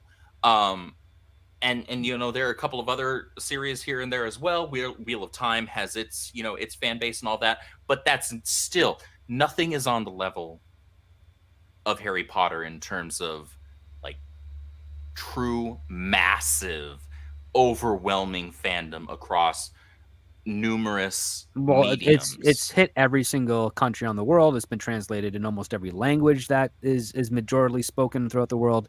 It was the last big IP, and that IP Before that was Star Wars. Nope. Star Wars was in the 70s. There were other IPs that transcended, got as high as Star Wars in the peak. Teenage Mutant Ninja Turtles peaked bigger than Star Wars at the end of the 80s and start of the early 90s. But the thing is, it didn't maintain it, and that's the other part too. I was going to say that's probably why I don't think of it in the same vein, because TMNT didn't have the legs for a while at least. From 87 to 92 is basically its core point in the global world. From 92 to 95 was Power Rangers. Power Rangers is the biggest thing. I was a huge Mighty Morphin kid. We've had a bunch of, like, there was not really much anything, because by the time Power Rangers ended, Star Wars kind of came back again and took hold. That's exactly my childhood trajectory, by the way. I got out of Power Rangers at the end of 95 because they switched over to Zeo, and by 1996, I was a Star Wars kid. You and I both checked out at Zeo. Which is weird, because Zeo is actually not terrible. I saw the first handful of episodes, and then I was like, where are my freaking dinosaurs? I don't care. See, my thing with any kind of entertainment, and dude, I did watch it a little bit because I had a red Zeo figure and a gold Zeo figure. Mm-hmm. But my thing is, I don't like change. And I don't mean like in a weird, uncomfortable way, like, oh, everything has to be the same. But if I like an entertainment property and it's solid, I don't need it to change to keep me interested. For example, like the X-Men from the cartoon. I didn't need more X-Men added to that team to be an X-Men fan. Like, I was very happy with that team. Same with the Power Rangers. I didn't need new costumes, new Zords. I know Hayam Saban needed to make more money, but I was just very content with those 6 Rangers and that look, and I would have probably stuck around for a few more years had they not changed it. But it was just getting too expensive for them to make, because they only had 45 episodes of Zoo Ranger to use. That was the first thing I did when I moved back home, is I watched all the Japanese episodes. Man, that is a different beast. Mm-hmm. It's a different beast, but it's a lot of fun. I like it. The Sentai for Zeo is pretty good too. And the Sentai for the Thunder Zords, Gosei Sentai Dairanger, is probably one of the best ones. It is also very much pays homage to Star Wars. It has evil father tropes, and even some of the music is similar to the Imperial March. But those are some of my favorites of the Sentai, and I'm still discovering more and more, because again, some of these seasons are like 50 episodes in length, so it takes some time to get through.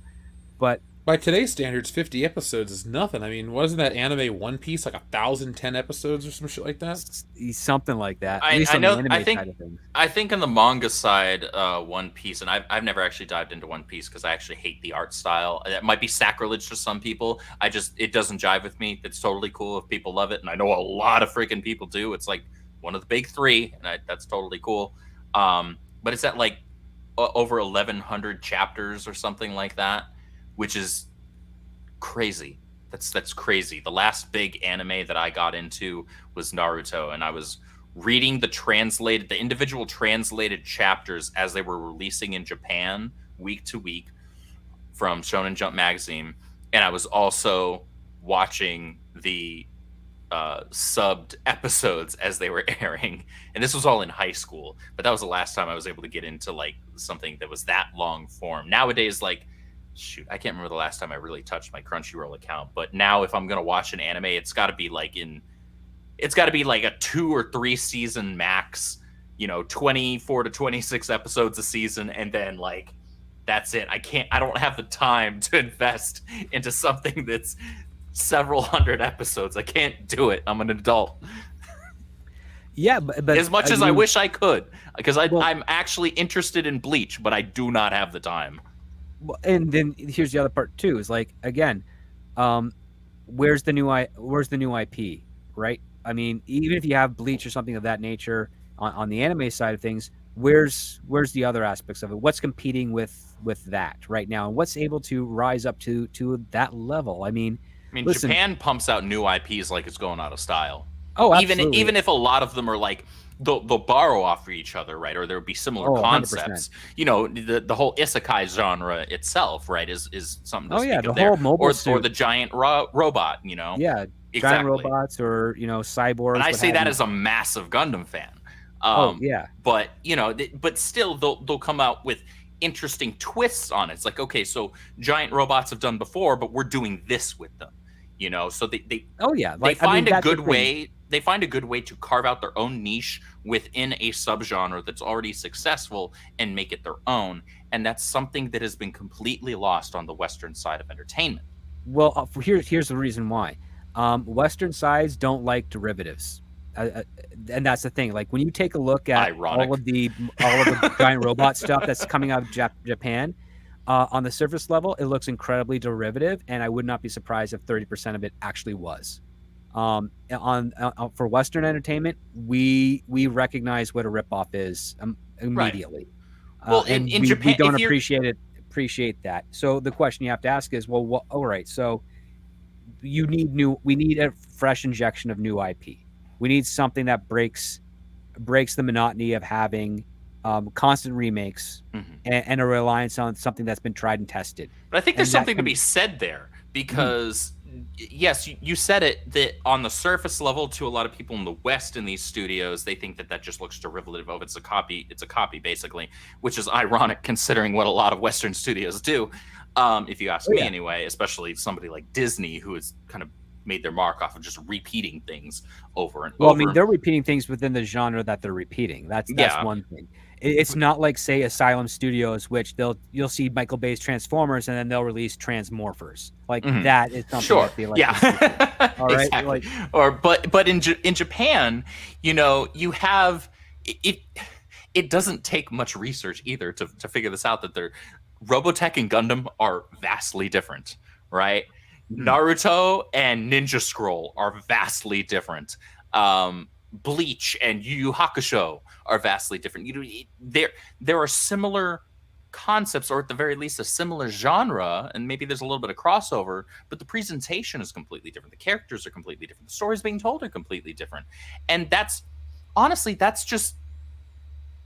entertainment. That's marketing. Because how often have we as fans spoken with somebody in a geek space, like maybe we're in a comic book shop, maybe we're at a video game store or whatever, and we're talking with somebody. I know I've done this in my, decade plus of working in the video game space, which is how often do we hear these words? Oh, if you enjoy this, you might also like this, right?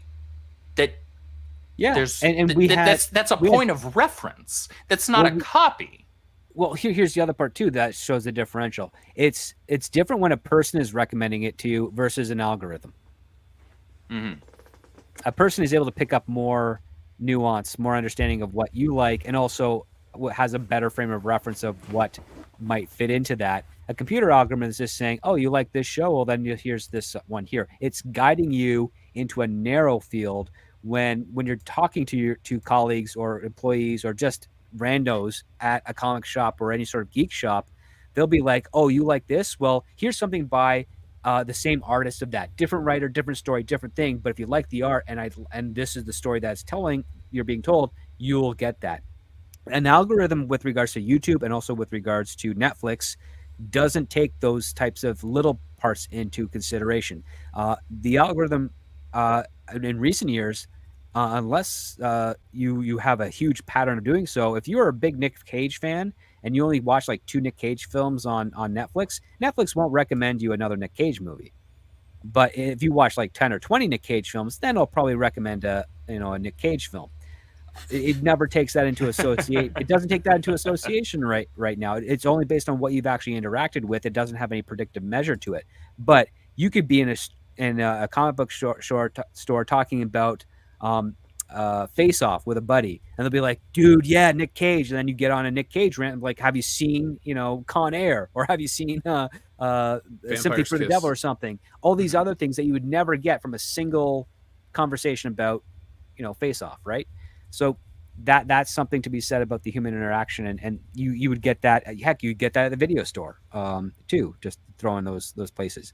But it all comes down to, okay, yes, we have the recommendations. We definitely have a lot of content out there. But where domestically are we seeing the new IPs? Where's the next Harry Potter? Where's the next Star Wars? Where's the next Star Trek? Where's the next Marvel? And the other Is part there also one? because isn't there one? No. But I would also put it to you this way. Disney's currently in charge, and their clock is running out right now, but they're currently in charge of the direction of how Hollywood is going. And a majority of studios have been kind of resisting this for a number of years. And I put it to you as this way. Aside from Disney, name a studio that has perpetuated with similar frequency a woke narrative with their franchises since. Let's use the demarcation point of Sony's Ghostbusters 2016. Because I was trying to think about what does Men in Black International fall into that category, and then I'm like, not really. It's more bad than woke, I'll tell you that. Yeah, I And agree with that. that script, I'm glad you said that. Even though I have not seen that movie, full stop. But that's an important distinction that a lot of people forget. Well, I think it's intentional, not really forgotten. It's just an easy way to be like, oh, it's woke, and then people get freaked out and they start screaming. I'll put it to you this way. It's become a buzzword that's a little too easy to avoid having to make actual criticisms. And it's not like the criticisms aren't like readily available, but I think that it's important to not use that as like the knee-jerk reaction as the fallback, because so many of these movies that come out these days aren't woke. They're just shit. Just on their face. It's just like, this is just bad writing. There's little to nothing that is quote unquote woke about it. It's not good. It is bad characterization. It's bad writing. It doesn't flow well. There's no good resolution. I don't care about what's happening. Bad stuff, absolutely. But I want to stick onto the wokeness aspect of it for the moment. And the reason I put this to you is because every studio, aside from Disney, has done one woke movie and not another one since, at least not to the level degrees. Mm-hmm. So we had Sony with Ghostbusters. Warner Brothers was their Birds of Prey. And even, I will say, even that, yes, it was woke, but not to the degree that it was being pitched as on the marketing side, nor to the degree that it was being talked about on the YouTube side. It was like mildly or even less woke, but otherwise just not good. Like, just not a good movie. Yeah, and then I was just doing a quick check to verify this because I'm pretty sure. Yeah, so again, like the closest that Sony ever came to repeating Ghostbusters 2016 was Charlie's Angels.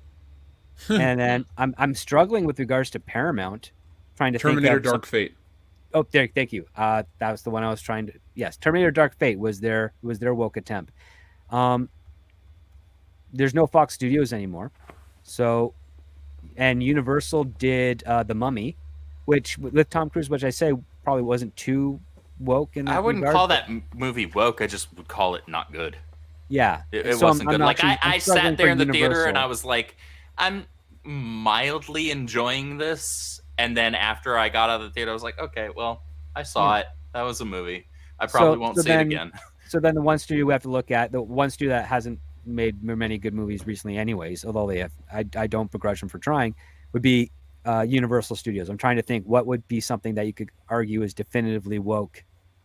Definitively woke? I can't think of on anything. the level of Terminator Dark Fate, of Ghostbusters 16, of Harley Quinn, and / Birds of Prey, and anything Disney.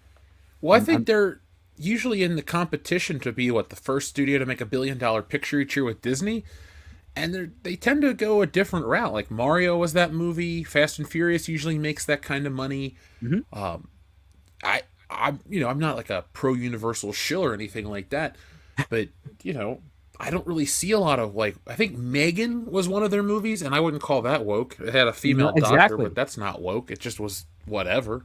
Mm-hmm.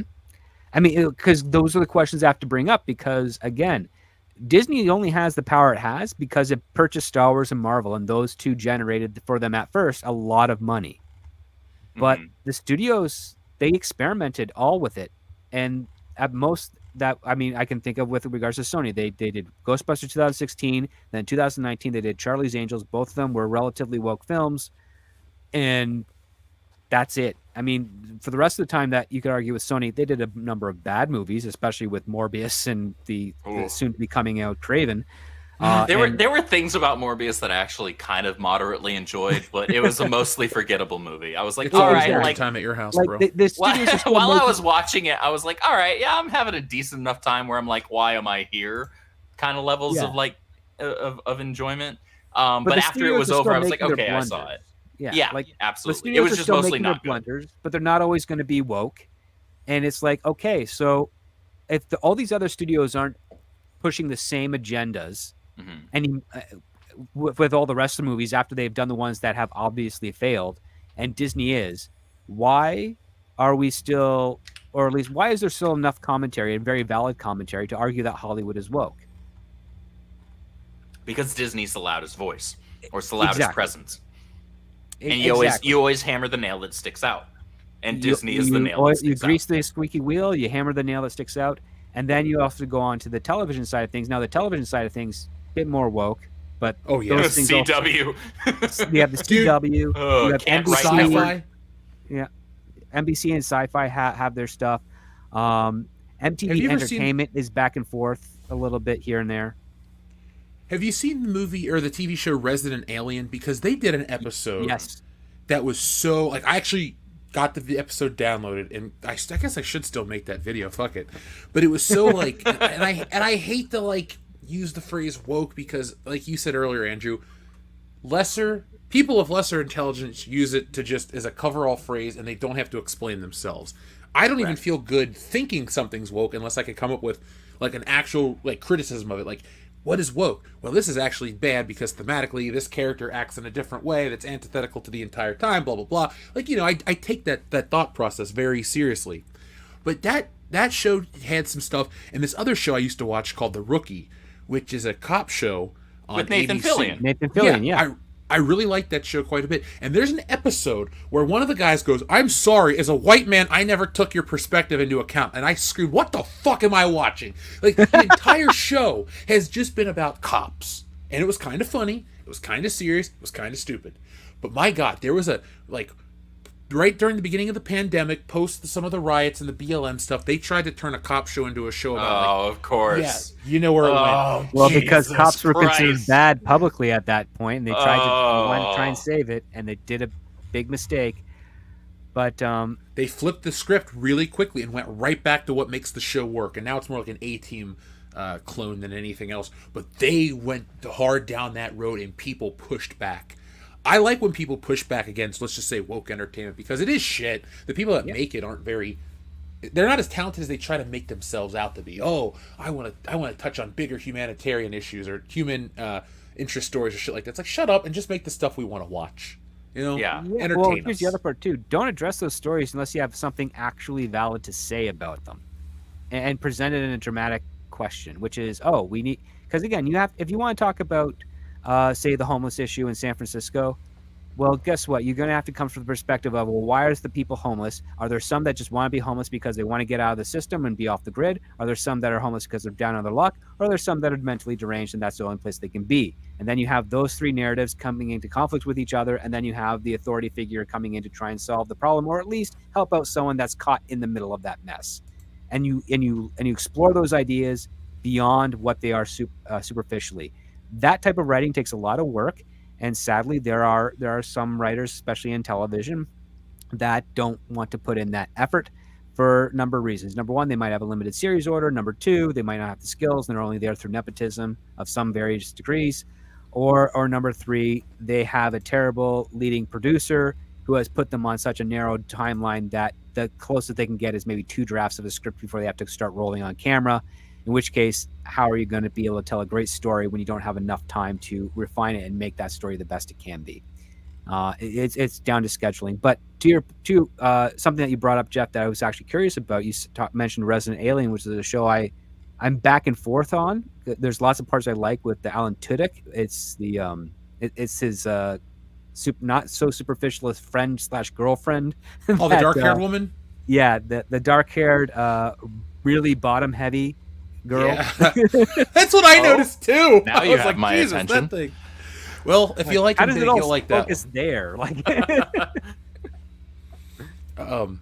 Yeah, anyway, I'm sorry, the point we're going to make about her? I got distracted. no, you said you downloaded this episode because something stuck out for you about it. Yes, I curious. did. It was I think it was the one about the I'm looking at my archives real quick to see if I still have it on this computer because I don't think I deleted it. But what it was is an episode about, oh God, I'm on the spot. Like they're all the men are apologizing and all the women like commit a crime, but they get away with it because they're women, and like they do. It's like 5 or 6 things happen in this episode. Oh, so And I like the was American justice system. Pretty much. I guess I shouldn't complain about the episode since it's true to life and we all want honesty in our entertainment, right? But no, I have to look up the exact episode because it was very heinous, and I usually don't like get mad unjustly, but I was so pissed off, and I'm like, Nick, download me this episode. I need to make a video about this. And then I guess I got distracted, but I will get you the information. It's in the 2nd season. Now I'm pulling up my Peacock account to look at this shit. That's how I want to like get this out there on air. But it was so egregious. It's called Girls' Night. It's episode 3 of season 2. It is absolutely horrid. I recommend the show Resident Alien, but like that was the worst episode ever. Ever. Well, and the thing is, there's the flip of that too. Do you guys watch The Boys at all? Yes. I have not seen it. I've been Yeah. curious to see at least the first season. I just haven't gotten around to it.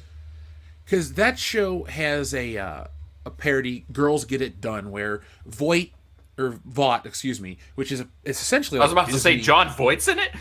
I wish That John would Voight be was in it. pretty awesome. But they have this whole Girls Get It Done initiative where they're like they want to push female superheroes to the forefront just because. And it's a very nice commentary on some of the shit we get with entertainment where it's like, well, we need the female-led this and the female-led that just because it's time. It's about time for this change. And no, it makes fun of it. So I highly recommend you watch that episode. It has a really good take on what we're living through right now. And by the way, this episode of Resident Alien has a 3 out of 10 score, a 5 out of 10 score, a 1 out of 10 score. Ooh, that's Many rough. people are saying, please let this be the exception. Other one says they had to go there. Like, seriously, it is... I'm going to do a video. If anybody else does it, fuck them after me. But it's like the wokest episode of television ever is Resident Alien Season 2, Episode 3, Girls' Night.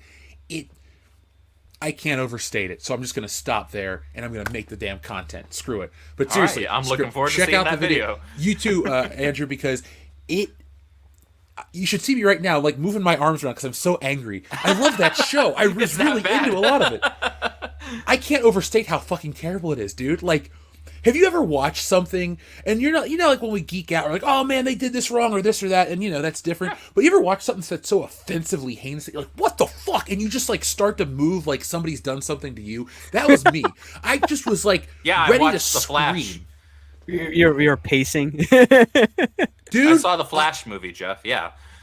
well, see, that's a little different. That's personal and near and dear to your heart. This was something that I'm like, this is a cool show. I like watching this. It's a fun way to kill some time during the week. And I just was like, that came out around the same time as the Rookie shit in the bed, and I thought everything that I liked was going in that direction. Oh, no. I'm like, oh no, here it goes. Fuck. Like, The other shoe's about to drop. the funny thing is, the very next episode, none of it.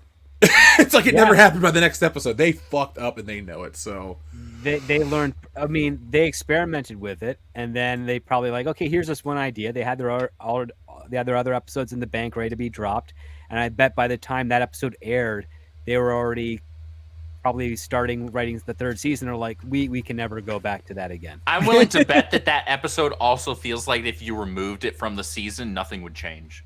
Am I Exactly. correct in that?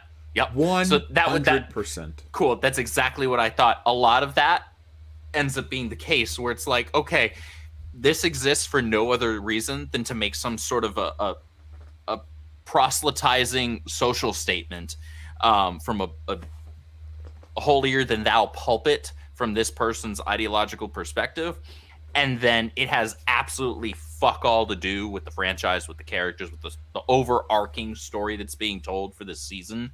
And therefore, if you remove it entirely, almost nothing, if not nothing at all, changes.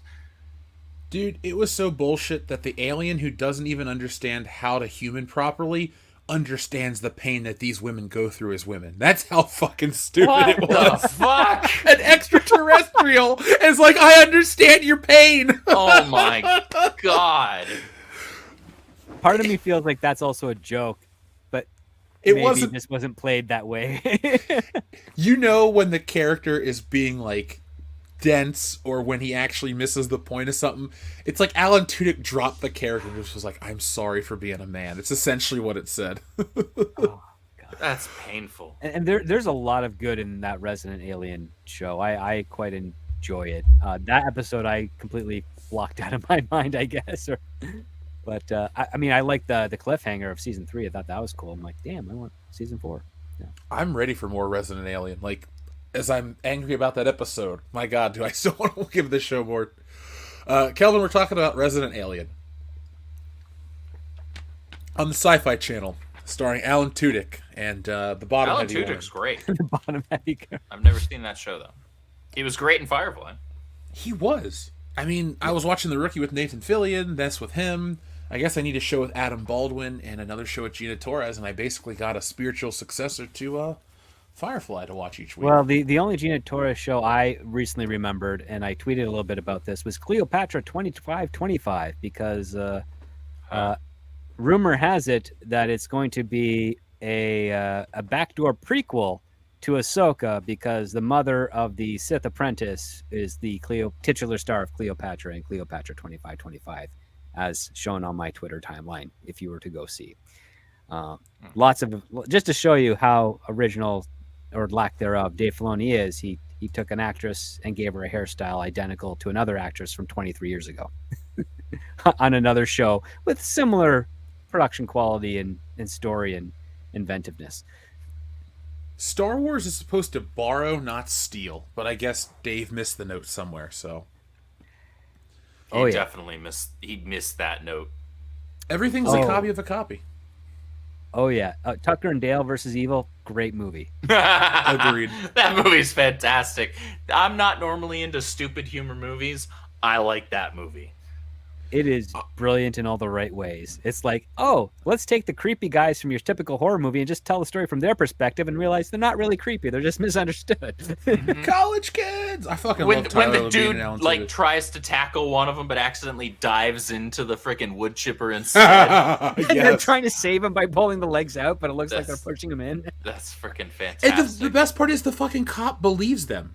Yeah. He's like, dude, it was all accidents. These college kids are up here trying to kill themselves, some kind of suicide cult. And the cop's like, okay, I'll buy it. And then he accidentally gets killed. Great. It's absolutely All because they're fixing up a fantastic. cabin because they purchased property for the first time. And it's like, that's a great movie. Go watch that out there in the chat if you haven't seen it. Tucker and Dale versus Evil. Yeah, it's gonna be mentioned in Schlocktoberfest this year, folks. Believe me. I highly recommend it. I I would Can't recommend it recommend it for enough. Katrina Bowden alone. Oh God, yeah. Did you ever watch 30 Rock? She was cute on that too. I did not. Oh yeah, she was the the assistant to the show, essentially. That talk about a show that kind of fell off in its last season, but you know. Yeah, a lot of well, love for it in the NBC chat. demanded that they do one more extra season, and Tina Fey and Alec Baldwin had already been like, "Well, really? It's like we got nothing for the next season afterwards. We need this," and so they're like, "Okay, fine." At least Alec Baldwin didn't shoot anybody, so that was good. But Not no, that time. I can't believe he got away with it. That's the part that blows me away. And it was Well, again, We'll see. the thing we'll have to wait and see. But statistically speaking, it's like, Alec Baldwin knows enough about gun safety, and I'm not defending him or anything of that nature. But any type of criticism you have with him putting his finger on the trigger in a gun in a scene, you can point to several hundreds of actors, many of which you probably know and love, that have done the exact same thing in their shots in their movies. Nick Cage being one of them. John Travolta being another one. Mel Gibson, Danny Glover, like all of Keanu Reeves, all of them have done exactly what Alec Baldwin did. The only difference is that someone put a round in his gun that shouldn't have been there in the first place, and an accident happened. A person died tragically. Tragedy. And hopefully a proper investigation will be conducted and a proper trial and will be held for all parties involved. I will say this. I don't, of course. not to go on a rant on this, and we certainly won't. And I'm not necessarily defending Alec Baldwin because I think he's a shithead anyway. But yes, it should have been double checked before the shooting of that scene. And if it's true what he was doing in terms of like joking around, waving it around and whatnot, like dude, don't, even if it's a prop, don't fucking do that. That's not smart. However, the actual question and the true investigation should be behind who last held that before him. Who was the person that is most likely to have actually made that prop, quote unquote, a loaded, deadly weapon? That's what the actual question should be. Yes, yep. He was being a fucking retard, but I would want to know more than anything. If I was the family of the person who tragically lost their life, I would want to know who put that bullet in there. I'd also stress out that it is the responsibility of the first assistant director to make sure that when any firearms or any weapons are on a set, that they are to be they're safety cleared. They have to be supervised by everybody on that set, which means that if there's a knife on set and if it's a trick knife where the blade goes into the handle, guess what? Everybody's surrounding the prop master or the weapons master on set. They are demonstrating how the knife is working. They are showing the actor how they're going to do it. Everybody acknowledges this is how it's being done and what's going on. They go to their mark and sets, and that's how it is. Same thing with a gun. Now, here's the other added part with the gun. If the actor goes to their mark and then they fiddle with the gun in any way that has not been specifically given to them by the weapons master, the weapon master is responsible for stopping the set, taking the gun back, and doing the whole process with everybody around them all over again. Yep.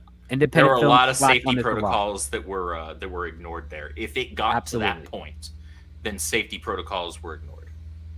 Oh yeah, I have seen some named actors mess around with props because they were high and have been fired from set because they did that, because they did not want to risk compromising the safety. And we're not talking with props that could actually hurt someone. We're talking props that are going to have digital effects put in after the fact. Mm-hmm. And they were still messing around with this. Like, if they're not going to be able to treat that thing seriously, they are a liability on set and they're off. Independent productions, they're cheaper. They don't have a whole lot. The only reason Alec Baldwin was the producer on that film is because his name being associated with it would grant them money. That was all the capacity and power and control he had.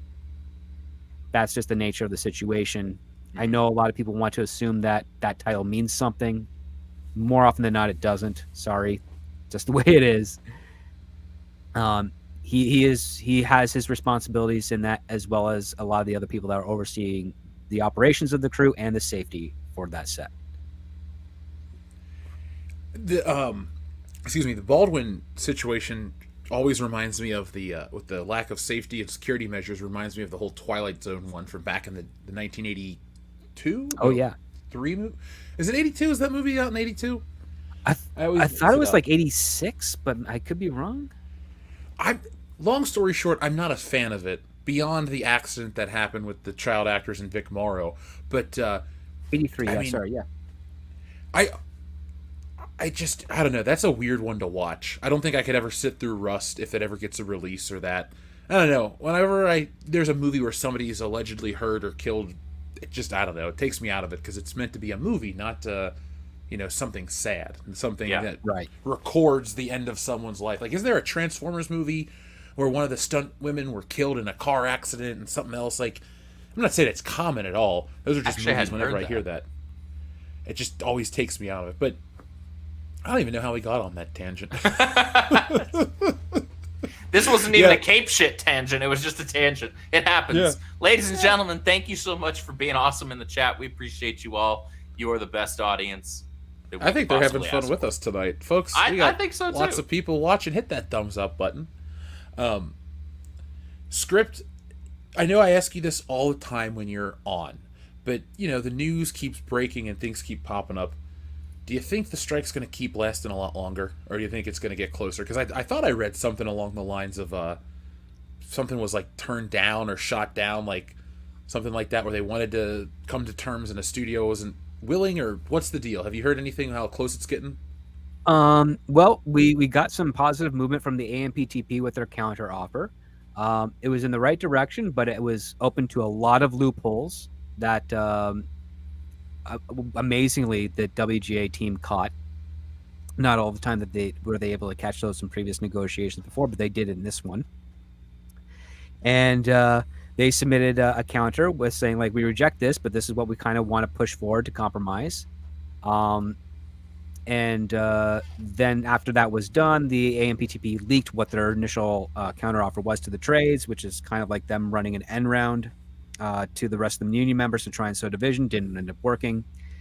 So right now, the WGA has not officially walked away from the table to maintain the strike. They have just said, we are patiently awaiting for the AMPTP to provide a revised counteroffer to our proposals. So it's in their court at this moment. What is also kind of fascinating is that the studios have requested from the AMPTP and to hire a crisis PR firm, which they have done, to help change their image within the state of California, because regardless of what the rest of the country feels or thinks about Hollywood, the state of California's economy is dependent on Hollywood. And the people that are living in that state are very well aware that it is not the writers, it is not the actors that are costing them work, it is the studios. And it's the studios just not wanting to, number one, provide transparency on streaming numbers and to help create a model for residuals. It is them exploiting writers with their mini rooms.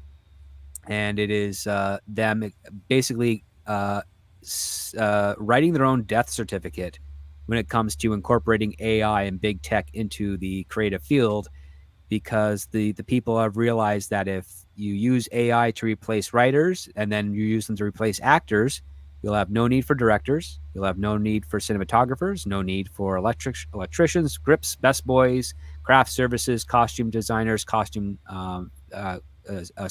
laundry teams, transportation teams, catering teams, all of those businesses that are not 100% directly associated with Hollywood, but have a majority of their business funded by Hollywood, will vanish. And that's not good for a lot of the people in California that aren't crazy. And there are some out there, but when it comes to those that are focused within the actual entertainment industry, more crazy they are than, say, the rest of the state. So that is what those two unions right now are currently fighting against. There are rumors that there's really only one studio that holds a lot of power that is fighting against some of these concessions. It rhymes with WSD. And the other studios are willing to budge a little bit closer, but again, it all comes down to what is going to be the best type of deal that will protect the talent in the future come the next round of negotiations in 2026. So this is the first time where, in a long time, that I have been able to see the WGA specifically negotiating to make up for bad deals that they have signed in previous years, at the same time doing the best they can to bulletproof them from being exploited in the next 3 years, the next 6 years, the next 9 years. So this might go the distance. It might be the longest writer's strike in the history of the industry by surpassing the 158-day mark that happened in 1988. So we'll have to wait and see. A lot of people, especially the WGA team captains and the negotiating committee, really, really want this resolved quickly.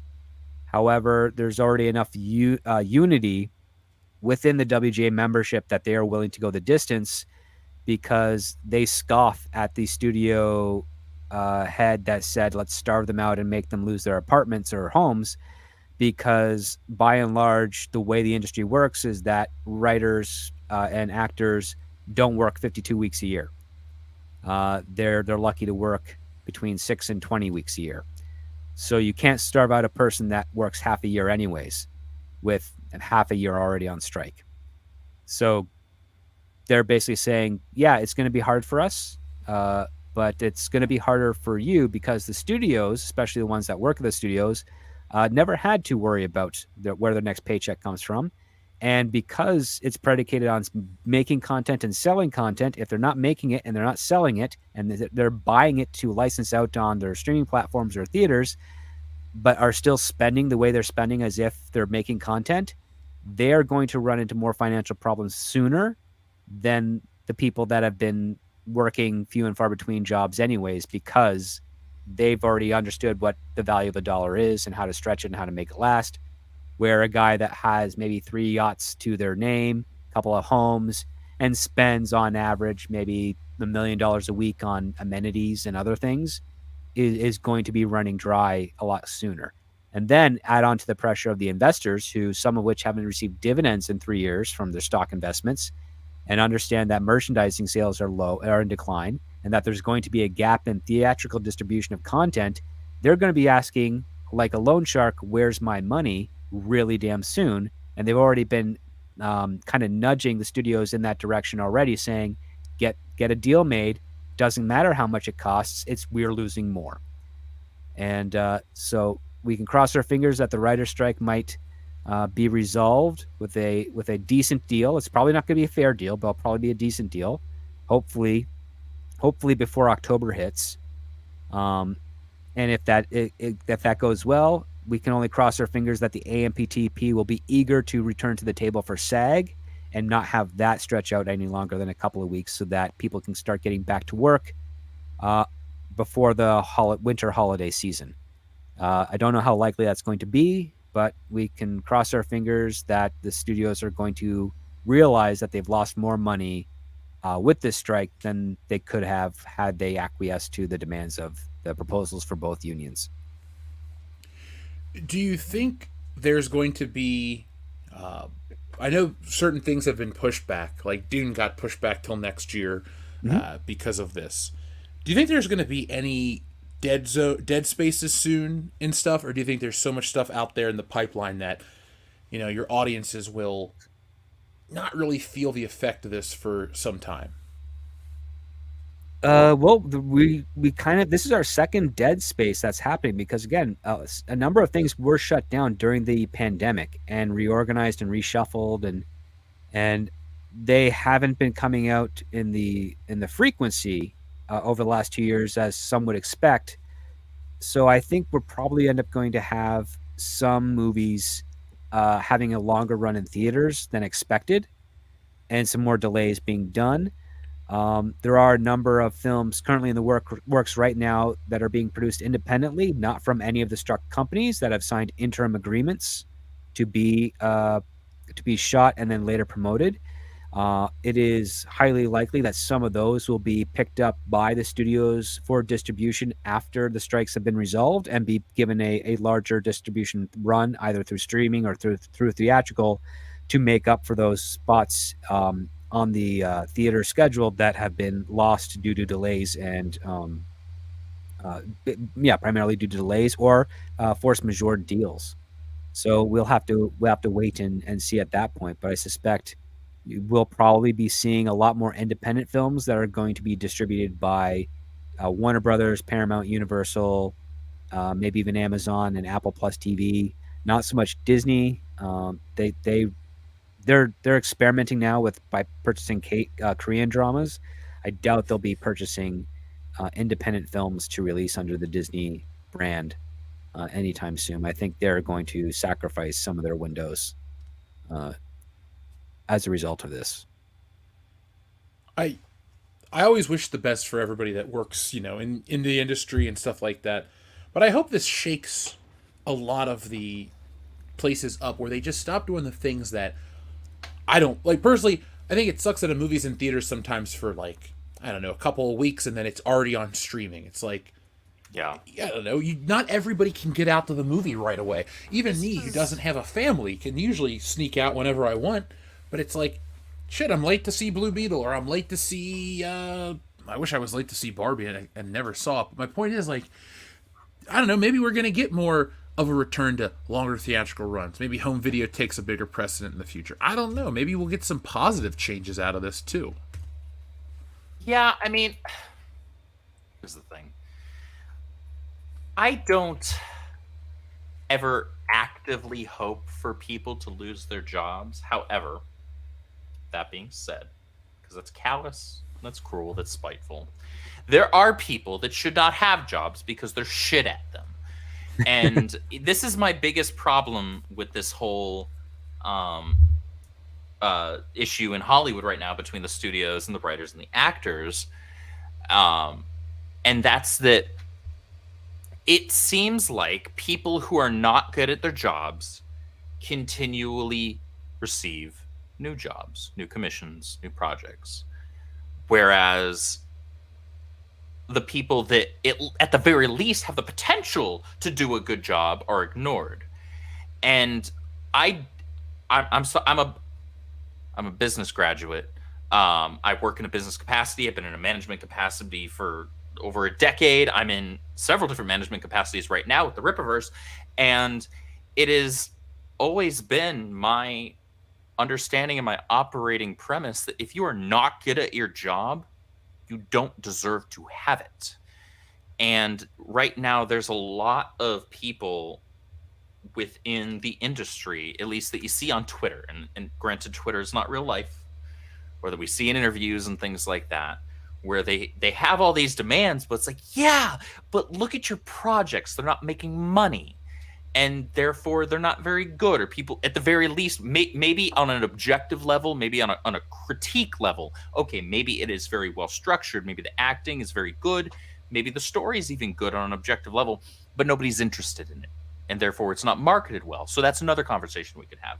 But there's a big problem in the Hollywood sphere. And I want to see more writers who are willing to push the envelope, willing to actually push back and say, no, there are actually good stories to tell, and those stories be allowed to be told, rather than the same drivel that we keep getting, because we keep getting projects from people that don't make money. And I'm sorry, you can consider yourself an auteur, you can consider yourself God's gift to cinema, but if it doesn't make money,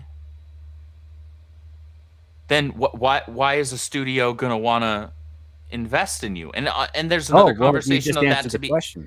There's another part of that as well, which is obviously studios for the last not just several years, probably longer, really, have this aversion, and script, you've touched on this numerous times. They have this aversion to taking risks, right? They want that thing that's more guaranteed, right?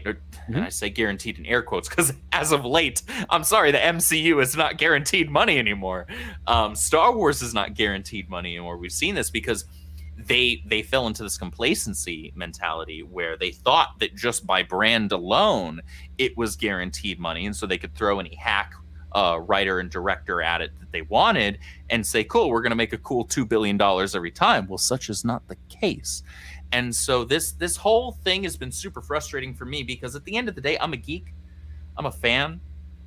I want Star Wars to be good. I want Star Wars to thrive. I want DC characters to do well. I want them to thrive. Nothing should have excited me more in the whole freaking universe than a solo high-budget Flash movie. But that was the biggest pile of steaming wet dog shit that I've ever seen in my life, and it offended me on a visual and visceral level. Dude, I don't think DC's ever going to recover from the string of bad movies they've just had. I really don't think so. It's going to be one heck of a feat if they could. I'm super averse to saying the word never. I'm super averse to saying that word. But they have their work cut out for them like none other. They do, but I'll put it to you this way. James Gunn managed to get the only profitable Marvel movie in the last 4 years. That's strictly Marvel. With Guardians of the Galaxy. Right, Guardians of the Galaxy 3, among all the garbage. I mean, listen, $750 million worldwide.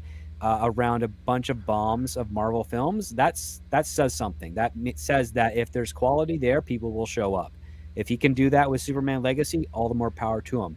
And to your point, Andrew, you ask, well, why are these people keep getting work and if they're making bad stuff? Well, it's because the people that are hiring them are in the same mindset as those writers. It's like, listen, you and I, we could go to Warner Brothers and pitch to Zack Snyder or Pam Abdi or Mark DeLuca or Walter Hamada, whoever we No, want I'd flip to be, off Zack and Snyder. say, hey, we got this Flash story for you. It's great. And they'll be like, well, no, you're not the people we want for the Flash because we want to tell a Flash story that's more female-centric or something of that nature. And they're going to find the writer that does that. You can suck my whole asshole then. You know what? A lot of good writers, a lot of experienced writers that have that quality have said just that when they didn't get those jobs. Because I assure you, we've all pitched when those assignments go out. When Warner Brothers, when Paramount, when Universal, when they put out assignments for the existing IP, and it's an open assignment, our agents book us a pitch, we pitch them our take, and whatever take lines up with whatever that producer wants the movie to be, that's the one that gets hired. And so if you're seeing a whole bunch of woke crap out there, it is in one part the writer's fault, but it is more the part of the producer that paid them because the producer was thinking that too. The producer didn't say, hey, I'm going to do a Flash movie that I want it to be a flamboyantly, that I want the character to be a flamboyantly annoying representation of this guy who's doing this all to find out who killed his mother, but not really find out who killed his mother. I'm not going to reveal that publicly. I'm just going to like, we're doing a Flash movie. Come to my office with your best pitch. And then if there was some person that says, you know what, I think the Flash should be this kind of annoying guy that has to talk to himself, this funky little kooky, it takes two fashion, what have you. Walk away. And then that's when the producer's like, you know what, you're the one that's in the mindset that I'm thinking of for this movie. You're the one that's hired. It has nothing to do with the fact that they're telling a good Flash story. It has all to do with the fact that they said the right things that just happened to resonate with that particular producer, and they think that they've got some magic there because they're in sync. And that's something that should not be the driving force of production. Back in the day, it used to be, we're doing a Flash movie. What we need to hear the best story that we can be told for that Flash movie. Most of those producers would have no idea who the Flash is, aside from the basic of, okay, it's this guy named Barry Allen. He travels at the speed of light. He's a DC superhero. That's all I need to know. Put it out there. Let's see who has the best take. You look for passion, and you look for a compelling story that you as an experienced producer who understands audiences should be able to say, yes, this will resonate with audiences, and that's the direction you go. See, that's one of the most Those types of frustrating producers things, aren't though. around as much anymore. That's such a frustrating thing because there's a lack of passion, but there's also just a prevalence in place of that lack of passion. That void is filled by ignorance. And you get these people that think, oh, well, this is a popular name, so let's make a movie off of this and make a quick buck. Yes. As opposed to, okay, that's fine on its face, but the way to do that, and maybe not 100% guarantee, but set yourself up for success far better, is to do research first to learn and understand what these stories are and who these characters are. And so, yeah, and I get that because it's a market, things are moving fast, and, these productions take, upwards of 2 years to actually go from, pre-production to post, and there's a lot involved, and there's so many moving parts. I get that. I mean, I went to film school. I do understand, at least on a sciential level, a lot of what goes on. But when it comes to existing properties, you end up shooting yourself in the foot far more often than not when you don't have at least a good general understanding. You can get away with telling a good story that maybe isn't one-to-one adapted from an existing story, but that the characters themselves are at least properly characterized, because that's what's most important to me. Like, I've said this a couple of times before here. I'm not a fan of Disney throwing out the EU and then claiming we don't have mountains of source material to work with. That was always ironic to me. But I hated that. I absolutely hated that because I liked the EU and I liked a lot of the stories and characters that came along with it. However, okay, if you're going to say that's not a thing anymore, but these stories and these characters still are, we're going to tell new stories with them. All right, fine. But if you're going to tell me a story that involves Luke Skywalker, I better be seeing Luke Skywalker. So in that same vein, if you're going to give me a Flash movie or a Batman movie or a Superman movie or a Spider-Man movie, and it not necessarily one-for-one adapting an existing story from the comic books, from the source material, I better still be able to recognize that character that I'm seeing on screen. And therefore I can just say, okay, they're telling a story that I haven't seen yet, or at least it's an amalgamation of different stories that I have seen maybe, but it's with a character that I know. And it's a character that I recognize. And that's something that is completely lacking. And they shoot themselves in the foot with that every single time, because it's this double feature of them pissing off longtime fans of Star Wars, DC, Marvel, etc., who know who these characters are, who know who we should be seeing on screen. The Flash is more than just running fast. And Spider-Man is more than just a guy in a red and blue suit that swings around on webs, right? Batman's more than a guy in a cape and a cowl and saying, I'm Batman. You know, there's a lot more to these characters than all of that. Superman's more than just saving a plane out of the sky. There's so much more depth to these characters than that. They've been around for decades. And just acting as though having one quick scene that shows them doing one of those things is surmountable to, okay, so we did the character, good enough. Well, you piss off the longtime fans, and in more often than not cases now, you just have substandard work that now the general audience isn't interested anymore, because they can even acknowledge, well, this isn't very good, or at the very least they're like, okay, so I saw it once, now I'm going to move on to the next thing. And we've seen so much of that over the last decade plus with these, time-honored franchises, that the entire system needs to be upended, in my opinion, of how Hollywood operates when it comes to adapting existing properties, because the way that they're doing it now, so anything post-Endgame, because the argument could easily be made that the first three phases of the MCU were far more banger than bust. But everything since then has been incredibly underwhelming, has been disappointing, or just outright garbage.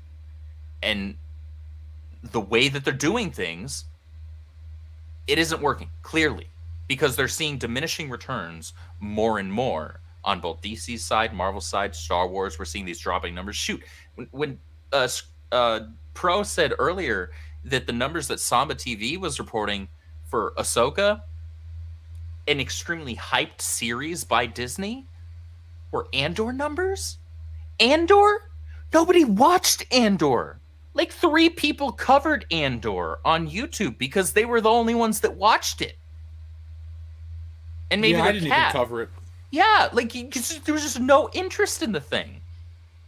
So the entire system needs to be upended in how that functions, because the way that it currently operates is clearly not working.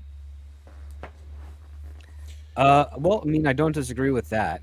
One thing I will provide as a warning, and this comes from 16 plus years of experience, is that you get a diehard fan or lore keeper in the room when trying to develop an adaptation of a character, you will get more no's from that lore keeper than you will ever get from a studio exec. And that's the big problem. That's why they don't hire people that are diehard fans or admit to being diehard fans, because they're trying to get a movie made. And if you have anyone that says you can't do that because it was this character that did this thing and not that character, when all they're trying to do is reconcile a very fun and compelling story, you end up delaying the process of getting development done. And I have seen it firsthand. I have seen it firsthand with characters where they're like, a writer came up with a very inventive way to reconcile 2 stories coherently and tightly in a script. And a lore keeper said, you can't do that because those 2 stories take place 4 years apart. It's like, really? That's your excuse? You're ignoring the fact that the ingenuity of making it good and entertaining and achieving something? Here's the thing, Script. You don't just grab some geek out of the comic book shop on a Tuesday and say, oh, you have a really strong understanding of these characters in this universe, and therefore you're the person to have as a lore keeper. No, that you also get somebody who is business-minded and industry-minded and can understand a balance, because here's the thing: as fans, there's some give and take that we will allow. Even diehard fans will allow, if they're smart. There are certain things like, okay, we can, as long as you give us this, we can give a little here when it comes to adaptations. However, in a lot of cases now, we just don't see.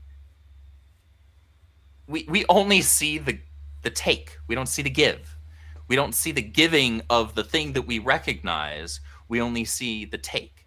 We only see something that's completely unrecognizable. And so you want to get somebody who understands that part of the business. So, because look, you can be knowledgeable on one thing and completely ignorant on another.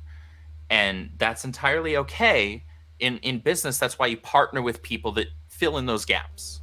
You know, people that do know what they're doing. I am not a ace video editor. That's why I have an incredible video editor that works for us over at the Rippaverse that does fantastic work. She's amazing. I can't do the things that she does. I understand how things should look when they're finished, and so I'm able to very coherently work alongside her.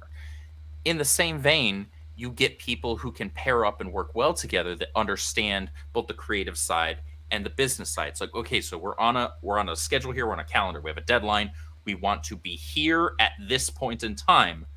So we can't spend 85 days debating and deliberating over this one little facet. We have to find a way to move past it in a way that makes sense for the project that we're doing while still presenting a character that people recognize.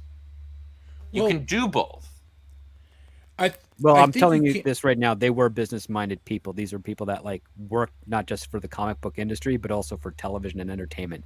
Like, again, Hollywood doesn't snatch random people out of comic conventions to help them. That was me using hyperbole. But I mean, the hyperbole aside, again, the fact of the matter is that there are some lore keepers or some fans out there that are so inflexible that it is their detriment, and it is a creative detriment to them. Because again, if you wanted something incredibly faithful or of the characters, you would have never gotten the Dark Knight. You would have never had Joker's actions be responsible for creating Harvey Dent Two-Face in that movie, and a lot of people really loved that.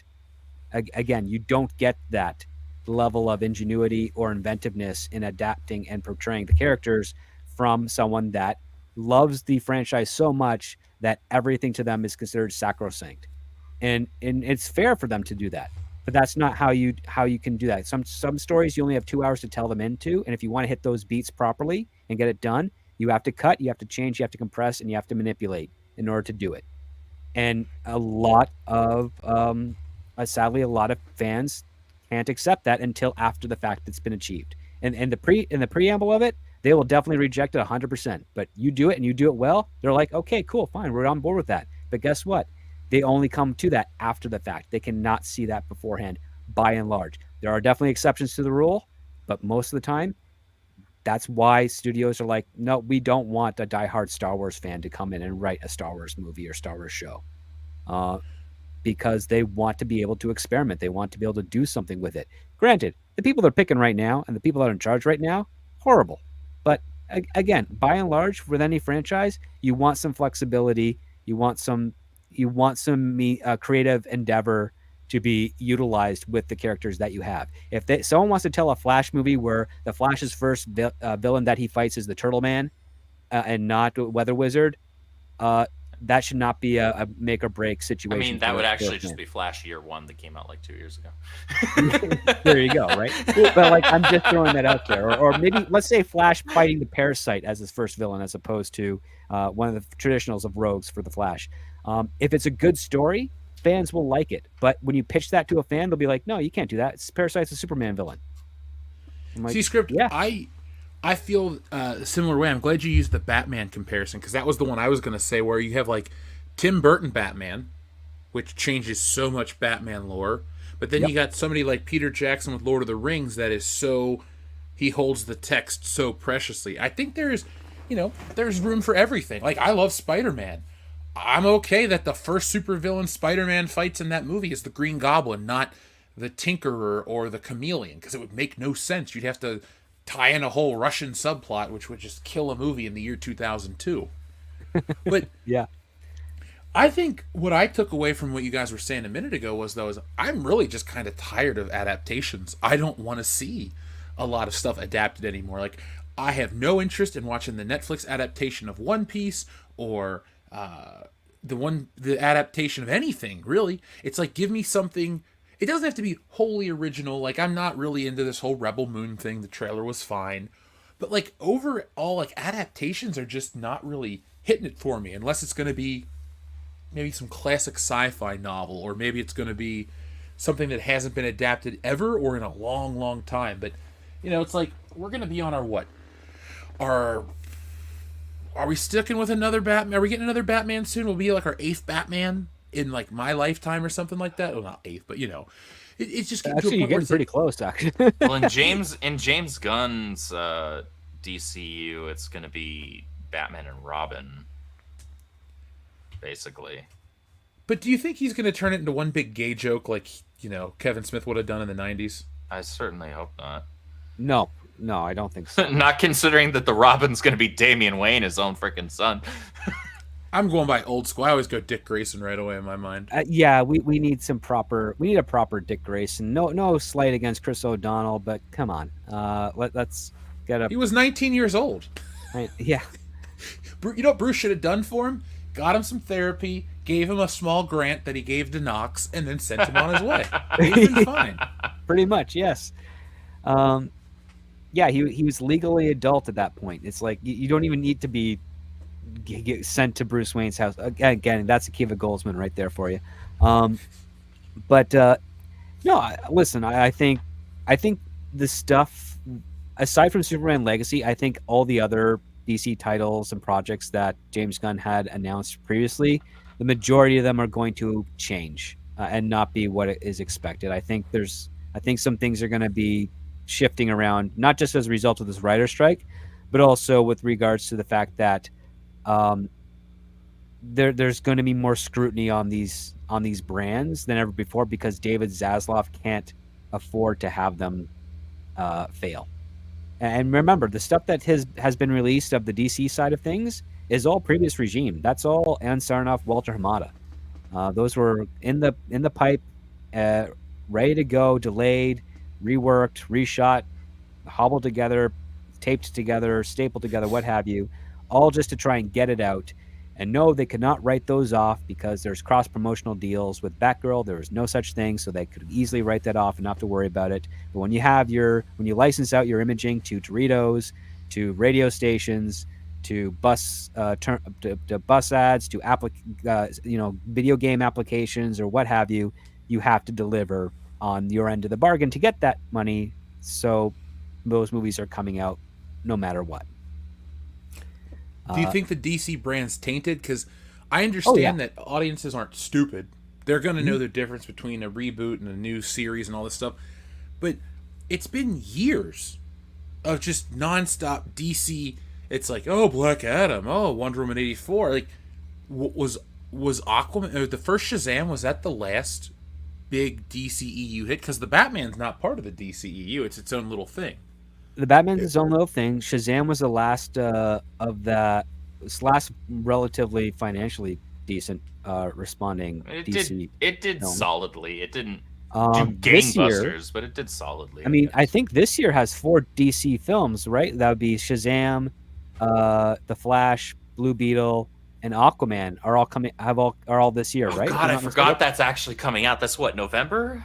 December. December? Yeah. Oh. So that I'm curious to see how bad that's gonna do. When you see that you have 1 year with 4 DC films, you know what that tells me? That this is a fire sale, which is like, we are getting rid of this now because we know it's bad, and we are going to be investing in the new brand. And I don't think Muschietti is going to be getting his Batman Brave and the Bold gig. God, I hope not, because his Flash was dog shit.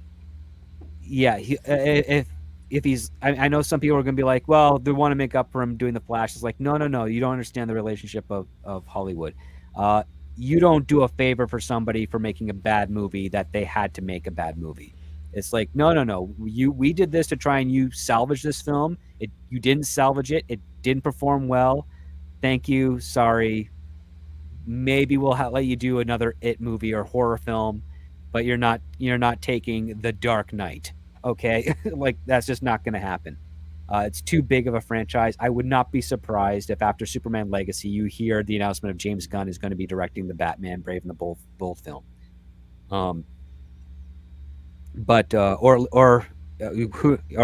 actually I would be very surprised, but not at the same time not surprised, would be if Jon Favreau directed Batman Brave and the Bold film. But we have to wait and see at this point. James Gunn has got his work cut out for him to sort of rebuild the brand. I can assure you that unless Superman Legacy has a banger of a trailer that gets people excited, it's going to have a soft open, and if it's a good movie, it'll have its legs and reach some pretty high returns. But it's going to take a while because you've had 10 years of mixed to bad DC films, and that's something that's going to have a resonating effect on the audience. They know those films can't be trusted. Warner can't afford that. The DC brand has already been tainted and damaged, and you can, contrary to what some people think, these brands are not immortal. They're not invulnerable. The DC brand is not Kryptonian under a yellow sun.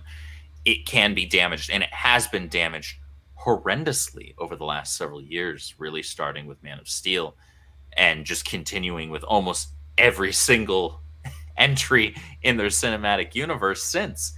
And so they really need to put forth true effort to win back audiences. Like they can't afford to just have they certainly can't afford to have Superman Legacy be or it was okay. No, it needs to be a banger. It does. The next Batman film needs to be a banger. The next Wonder Woman film needs to be a banger. Because here's the thing. If you are going to set up a DC cinematic universe and you aren't going to make the Trinity the crux of it and have them have legitimately good films each, all three of them, then I don't know why you're bothering to do DC. Because there's money there. Well, I mean, yeah, there's definitely money there. It's not a lot at this point, but it's going to take work to be a lot. The other part you also have to consider is that when it comes to DC, the only two things we've seen of James Gunn's that's been out there was the Suicide Squad and Peacemaker. And Peacemaker trended on social media and received pretty positive response, bigger than anyone ever expected for a virtually no-named character. Than what Warner Brothers was even expecting. I mean, you search up that opening credits meme, and you have thousands upon thousands of people recreating that opening number from Wing Wham for the Peacemaker show. Like, you never got anything like that for anything from Zack Snyder's films. Nobody repeated anything of that or admonished it lauded it in the same way or regard. That says Martha. Something. And then the other part, too, is, yes, a lot of people want to say he fired Henry Cavill. Okay, well, I'll pose to you this. What movie did he fire Henry Cavill from? There was no movie in development that Henry Cavill was a part of. And you cannot be fired from something you were not hired from. Yeah. Henry Cavill was manipulated by his former agent and by the people that were working marketing for Black Adam under $7 theaters, and he thought he was going to be returning as Superman. But he never signed anything. Ergo, he was never fired. And the cameo is not a multi-picture deal. Sorry, not sorry. Get your head out of the clouds. Henry hasn't been Superman since 2017, if you can even call what he played Superman. I would argue it wasn't. And so listen, he was not treated greatly by his former agent and by $7 theaters, and with a cameo, the punishment should go there. James Gunn hasn't made anything, but as the head of DC, just like with Peter Safran, just like with the head of Warner Brothers and David Zaslav, they cannot publicly say, yeah, The Flash sucks. Why? Because it's going to have a detrimental effect on the box office more than them saying it because is good. they're part of the company now. They've signed contracts, and you cannot trash talk your own company while you are working for them. That's usually written into your contract. Non-disparagement clauses are a thing. speaking of contracts, you can't renew a Henry Cavill contract 5 years after he's already completed it. Well, All I'm right. really glad that you're laying down the truth for a lot of this stuff, because I feel like there's a lot of misplaced anger that people just hold on to certain things that aren't even real. To, like, I don't know, they form like an online persona around this DC stuff, and it's all based on this anger towards this, and Henry Cavill was that. It's like, I liked the guy as Superman. I want him to play James Bond, but I do think it's like you said, if he played him, the last time was in 2017, if you consider that Superman, I think they just screwed up. And it's like, did. if they could pull out the neuralizer from Men in Black and just wipe everyone's memories, that'd be the nicest thing they could do. But they can't.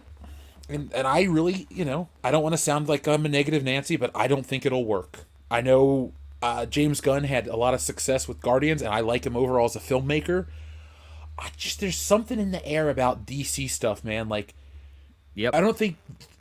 I think the way I look at it is this, They're having a nightmare year. dude. Well, they've expected this year. Like, don't get me wrong. Like, as much as they are toting the line, they know when they've got a dud that they have to get out there. They do. They knew that this was going to be a tough year. They were very lucky Barbie made the money it has, because that's at least going to reduce the losses they're going to get overall on the DC side of things. But they know this is their bad year, and they're just going to try and ignore the failures of DC and push the success of Barbie, and then hopefully with Dune 2 next year, they're able to push that success and say, look, Warner Brothers is what it is again. It's a creators studio again.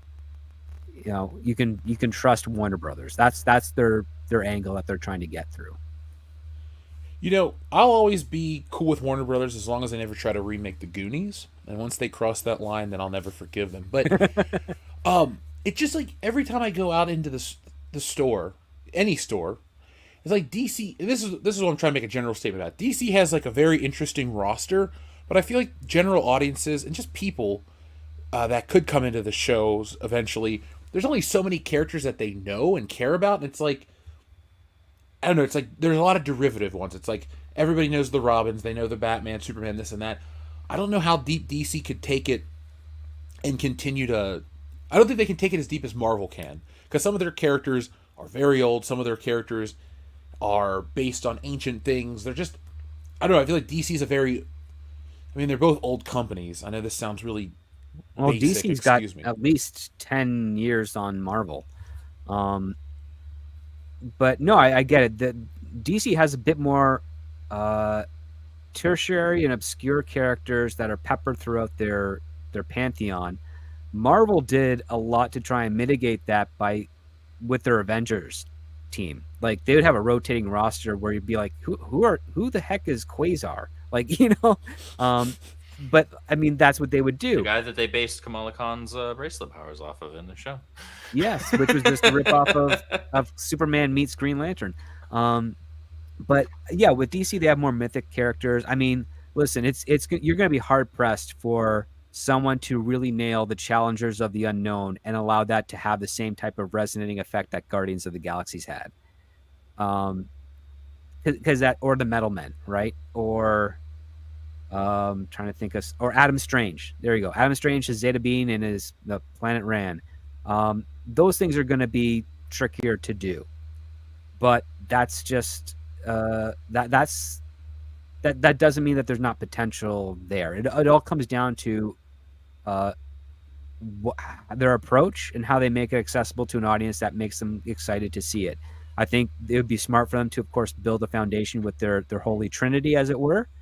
That's one angle. The other angle you can do is you could actually you could have some fun with a Justice Society of America characters in a smaller format to build up to that. There are possibilities there where you can take something that's a little bit low budget and low risk and build from there. A lot of, again, Sony, when they did Spider-Man, they were kind of hoping that would probably open up for them to do other Marvel heroes at the time. However, while they were negotiating for additional Marvel character rights, other studios had already snatched them up. Sony didn't want the headache. They didn't do anything. They left it alone.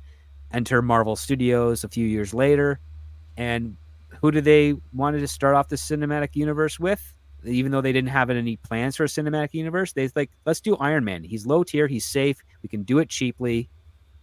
And they did, and it ended up being bigger than they expected. They were already well underway with doing Captain America. They found the right team. That also outperformed what they expected. Thor also outperformed what they expected. Iron Man 2 did better than expected. They were just building up on things with characters that were fairly popular, but not the household names at the same level of a Spider-Man, Batman, or Superman were. And there's no reason why a similar formula couldn't be integrated into DC at that time. I think they're hedging their bets by doing Superman first, and then exploring maybe some other characters as well. The Authority, I don't think is going to happen unless James Gunn is 100% pushing for it, and I can only see that in the sense that the most logical thing with regards to James Gunn's mentality is that Authority is essentially what we've already seen in DC so far for the last 10 years. Ultra-violent, godlike superheroes who abuse their powers in the name of quote-unquote justice. And what I suspect he would be doing is having Superman come in and basically schooling them as to what real heroes are supposed to be and what real justice actually is. And I think it would be essentially an FU to Zack Snyder and the former WB regime for thinking that darker is better, because I'll tell you this right now. Darker has been the philosophy of Detective Comics since 1989. And it's only gotten worse with every single double downing of it. With the rare exception of the Dark Knight. So maybe darker is not the direction to go with these characters anymore. And guess who's someone who can do balanced serious and darkness with a little bit of light tone and heartstrings being pulled? James Gunn's a pretty good director for that. He's got a shot.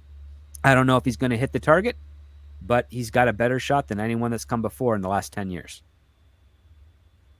Yeah, I agree with that. I never really took it into account like that, but I'll just say well said, so I don't have to keep having to call it on that. I can assure you, we're not going to get any type of line that's like "I'm Mary Poppins." In Mary Poppins, y'all. Yeah, I don't think we're going to get that. I'd be very shocked if we did. I think, given the fact that his Super film had a balance of lightheartedness and seriousness to it that was really, really hard hitting. He might have, again, he's been working for 20 plus years in the industry. He started with Trauma. And if any of you out there have ever seen a Trauma film, first watch it on an empty stomach, because you will probably throw up. And second of all, they have a lot of fun, and they also know how to be a little bit serious here and there. The fact that he came from Trauma and was able to be more disciplined as a filmmaker with every subsequent film he made shows that he at least grows in a direction that fits a mainstream audience.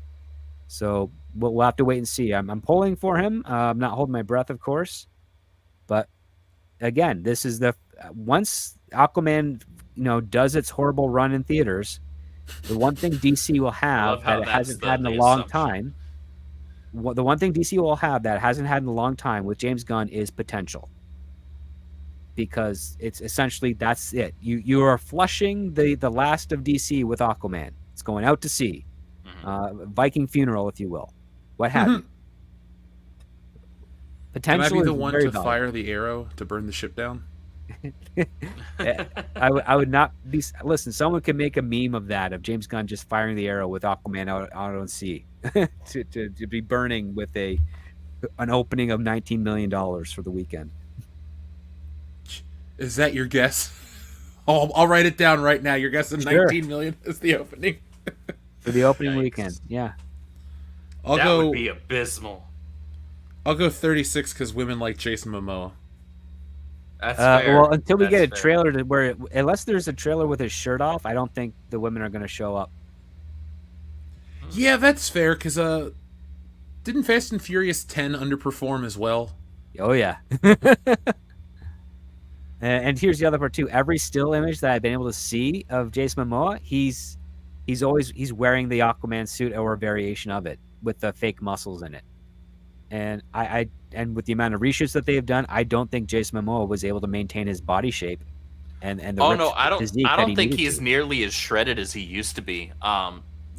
Any of the most recent like interviews and stuff that I've seen, with him in recent years, like last maybe 2 years. Granted, you can get into shape fairly quickly if you're, diligent and all of that. But I mean, it would be unfair to say he was completely out of shape, but he looked nothing like what he did in that first Aquaman movie, or like as Khal Drogo in Game of Thrones. Like you could tell, completely different body. And it was that body that brought the women to the theater out to for the the first yard Aquaman. to shared his own milkshake. Yeah. Yeah, there it is. Yeah, that's. Good night, everybody. Oh, so I think we should check in with the audience, though, guys, Let's because see we what have the a lot of audience people. got to say. Yeah, it's been a fun night, folks. Hit that thumbs up button. We appreciate you guys, and we'll be back with more next week. Sajorjan says, Happy Skynet Awareness Day. So yes, guys, today is the day that Skynet takes over. It is August 29th, 2023. So Skynet would have been online for what, the last 26 years? Well, yeah, 26 years, and I wonder if the UK government would be upset with that, because they started Skynet in the 60s with their satellites. I mean, again, that's what James Cameron got it, and yeah, it's cool. It's cool. I'd love to do a podcast called Life Under Skynet, where it's about a group of survivors who just live under Skynet. That would be pretty awesome. You know what? Fuck, I'm going to write that down. I should do that for fun. I got the time. I got the ability. Thank you, Sir Georgian. Let's see. Up next is Dean Domino 25. Thank you, Dean. He says, the word of the day is muffin. How Stella got her muffin back. Ooh, a fistful of muffin. Throw muffin from the train. Also, R.I.P. Arlene Sorkin. Yes. The original 67, Harley so Quinn. young. Mm-hmm. Yeah, super young. Younger than either of my parents. How old was she? Not to sound... 67. She passed away at 67, which it's not old at all. for the average age life expectancy in North America, that's 20 years. Okay, she was as old as my dad. Yeah. It's still that's not old.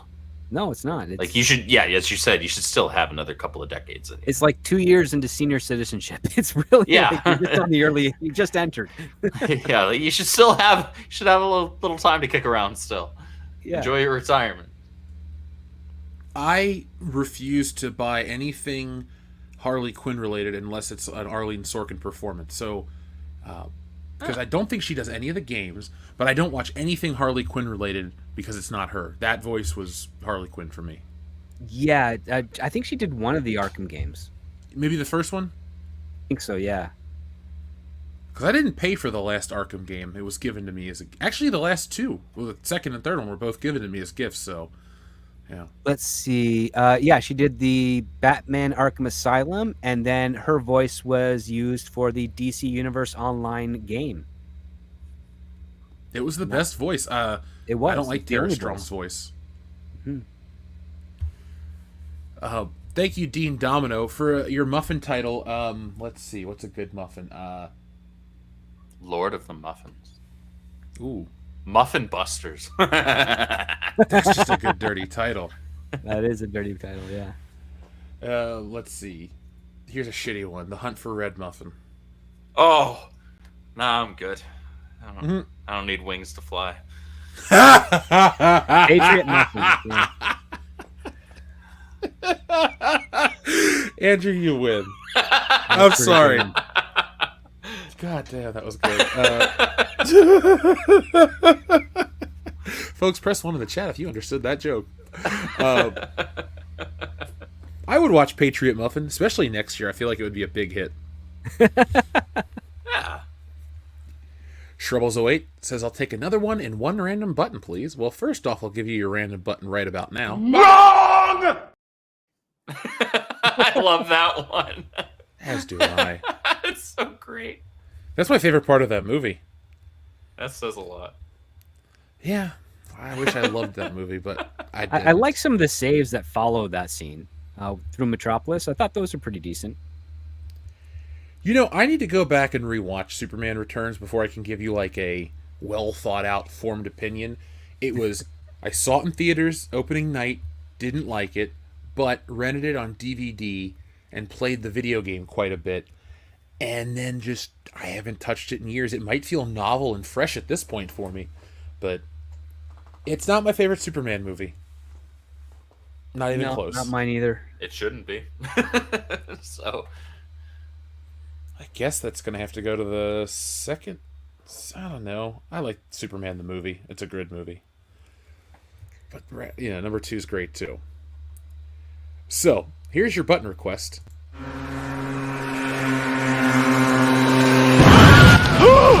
Another one.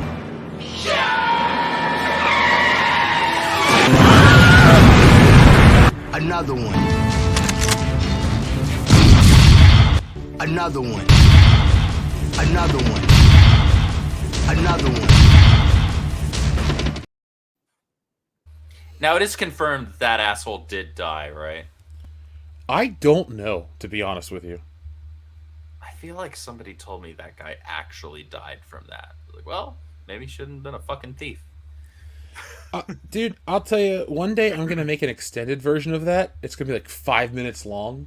And people are going to be like, all right, press the other one. Sure, I'll be right back. And then it just keeps going. Just go make a sandwich, eat This it, is Jeff's come back. restroom and sandwich break. Yeah, folks, we could use breaks on air. We're very happy to do what we do, but sometimes we need a break. So DJ Khaled's going to provide me that break here on WCBS. Trebles also says, hey, Jeff Wolf Script Pro. Hypothetically, would Disney implode if the Australian company would pull the rights to Bluey from Disney? Implode? No, I'm sure they're going to do just fine of a job doing that on their own. But the removal of Bluey from Disney Plus would certainly be a detriment to their streaming numbers. I'll say that much. Yeah. It'll hurt them, but it won't cripple them. So they won't give the Barbara Gordon treatment. Got it. Ouch. That's what she said. Jack White said, didn't Disney tackle alcoholism with Boy Meets World with one of its characters and looking forward to the next Miyazaki movie, The Boy and the Heron? I looked at all those photos you sent, Jack. I am looking forward to that movie, too. That looks good. I love the beautiful artwork. Boy Meets World. That was a late 90s show, right? So that would have been under Eisner's run. Eisner had no problems with serious issues. Yeah, it was. Boy Meets World was a great show. Yeah, mid-90s. I think it debuted in, what, 95 or 6? Like, it was somewhere in the mid-90s. Yeah. Yeah, I grew up with that show. With the voice of Kit as Mr. Feeney. Yeah. And the voice of Batman Beyond is Eric, the brother. Will Friedle did a shitload of voice work. Oh, shit. Dude, he did Thundercats. Oh, he did? Yeah, he did the Thundercats 2012 Thundercats revival show. That one. I thought you meant the original Thundercats. I'm like, no, was he was a little kid? Toddler. Yeah, no. And he was also the voice of Blue Beetle on Batman the Brave and the Bold cartoon. You know, watching that movie made me want to go back and at least check out Blue Beetle appearances in other media. Not necessarily, wanting to go buy the comic books, but it was a solid to good movie. And I'm really bothered that nobody watched it, because it's like, guys, this isn't going to be a life-changing movie, but it's not as bad as the ones that came before it. Like, it's not The Flash, it's not the Batman. I don't know, I liked it. I would watch this movie again. It's more tolerable than the others. I'll say that for sure. It just, like, I know some decent information about the screenwriter of that film. He does deal with a lot of Mexican culture, but mostly in the criminal side of things, like smuggling and whatnot. I don't think he's suited for science fiction or adventure. And I think as a result of that, that's why Blue Beetle felt like it's picked a lot from a whole bunch of other films and just kind of mashed them together. And then, and even some of my friends who I've known for years, who are first generation Canadians who spent the majority of their lives in Mexico, they thought part of the family represented a typical family, but that the father, even after being told that surviving a heart attack, not doing anything to try and save his home or his business, just felt inauthentic to them, especially considering the fact that one of my friends who is in his 70s to this day holds 3 jobs to help his family, his children, and his grandchildren, and his 2 sons hold 2 jobs each, and his daughter-in-law has two jobs as well. They are always working, and that's just something that I thought was kind of weird, seeing how the only person working in that family was the daughter, and she gets fired. It's like I thought that's kind of weird, and they thought that was really weird too. I thought it was weird that they ripped off the scene from Iron Man when he re-enters the atmosphere. I was like, come Yep. on, this is like, you just took the same CGI plates and put the Blue Beetle model instead of the Iron Man Mark II. That's kind of sneaky. Let's see, Jack White, thank you very much for that. Trace XL, thank you for everything tonight. He says, a big issue with today's writing and content creation is that we're being told by the showrunners to care, but they can't answer us why we should. That's right. Yeah. We also are being told that some showrunners aren't even given the title of showrunners. They're called head writers by Disney. And that was one of the loopholes in the counteroffer from the studios, which is that, yeah, showrunners will have these authorities on streaming shows. Great. You don't use showrunners on streaming shows, so that's a BS offer. Screw you. Oh, wow. Yeah. Nice, Disney.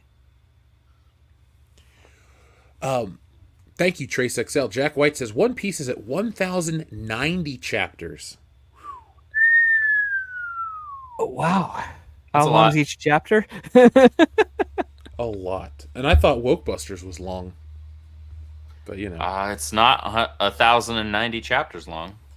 No, it doesn't even have 1,090 drawings in it, does it? I don't know. I worked on a project once that was 1,200 drawings, so that was a lot. Oh, But, wow. That is a lot. I storyboarded a movie, so that was pretty fun. But after a that's while, I was about like, I average. think my hand is like numb. Yeah, I would imagine. Yeah, I was worried I had ruined my wrist, and I was like going to be fucked from drawing comics. I was like, oh god, did I do it? And then I just took a couple Borderline weeks carpal off. tunnel. Oh, dude, I was nervous, man, but luckily I'm like the Terminator. I just keep on kicking. So, thank you, Jack. Again, he says the trick with older, long-running anime like Bleach, Naruto, and One Piece is to Google the filler episodes so you know what to skip. Unless you're watching Dragon Ball Z, you shouldn't skip anything. That hurts a little bit, that you can actually say, oh, what are the filler episodes? And then you get an archive of something almost equal to the amount of equal to half of the amount of the actual series. I've stumbled on that a few times. It always bothers me. It's like, come on, you're getting paid thousands of dollars, if not more, to write and make these things. Don't do that to your audience. No, give them the best experience. That's why the anime I tend to like are the ones that are like 12 and 14 and maybe up to 26 episodes. And you're like, damn, that's over. I want more. But there's not anymore. And that's how they hook you. Yeah. TLJ Screwjob says, just getting to the stream now since I was out with family visiting from Georgia. Hopefully you had a good time, dude. So random question. Script, favorite wrestler, and why is it Bret Hart? I mean, he is the best there is, the best there was, and the best there ever will be. There is that. To be honest, the ones that I remember the most is it's not Bret Hart, it's the Bushwhackers and Randy Savage.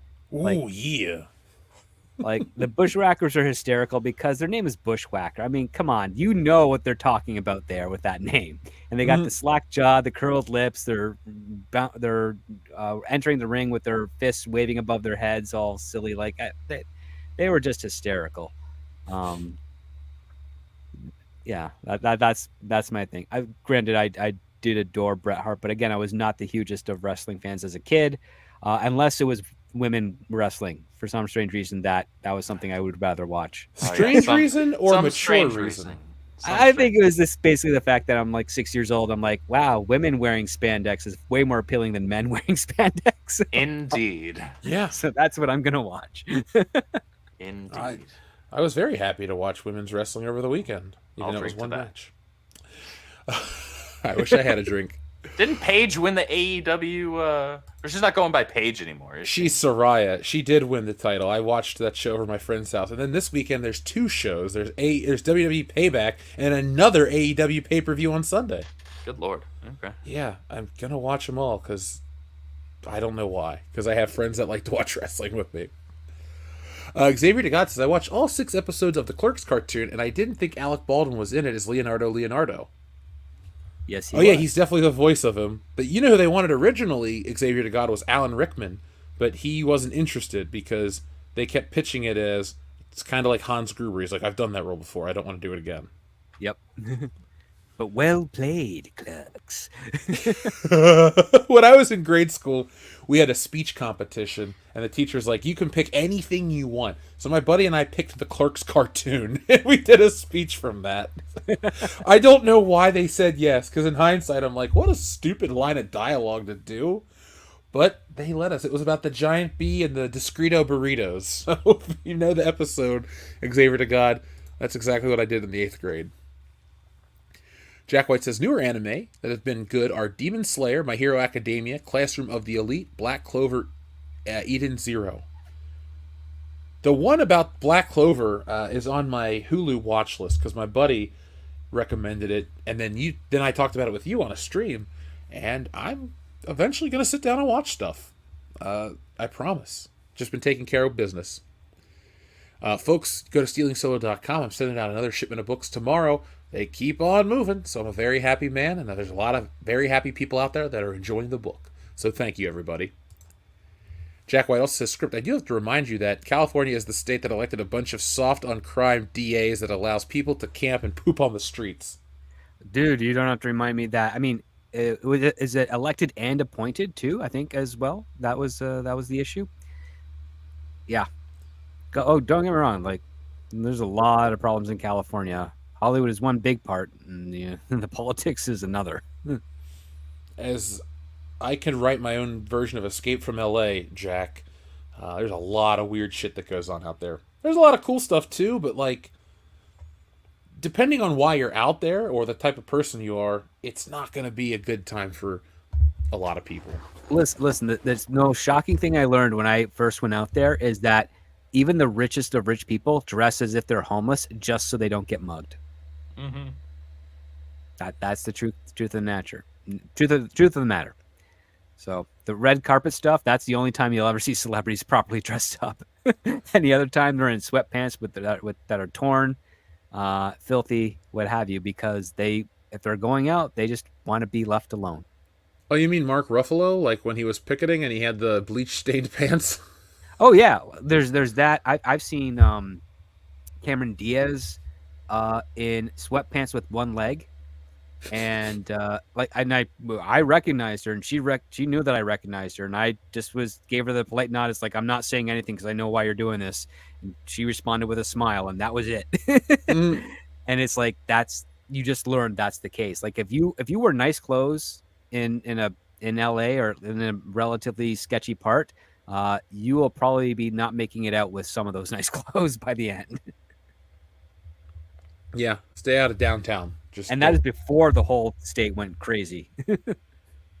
So, Jack White, thank you very much for all your generous super chats. He says, I'm pretty sure that any sane people who once lived in California have bailed on that state, especially with them making it illegal to try and stop shoplifters. So, yeah. By the way, folks, if you ever send the word yeah in a super chat, I will become LA Knight, so just be prepared for me randomly screaming, yeah. I didn't realize that it was illegal to stop shoplifters. $900 and less. Yeah, there's a little more to it than that, but the crux is that businesses they're not charging if it's under $900 in the vast majority of cases. In general, retailers, and this is not just a California thing, this is just across the country. In general, retailers now have a do not chase or do not attempt to physically stop policy, that you'll get your ass fired on the spot if you try to stop a shoplifter, even so much as standing in their way, because businesses are so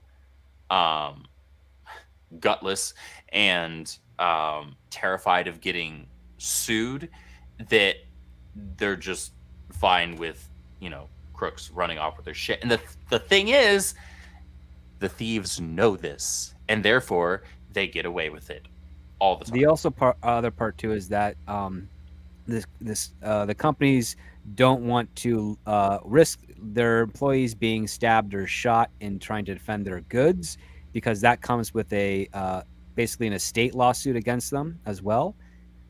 And the other part too is that some companies, whether they're big or small, just cannot afford to hire security to either circumvent shoplifting or at least do proper observe and report and coordination with authorities when that occurs. And you wonder why everything's going on the internet there, folks. I saw a lot of weird shit, like living out in LA, because it's part of it's like a ghost town at times too, and you can just see all these dead businesses that are just no more.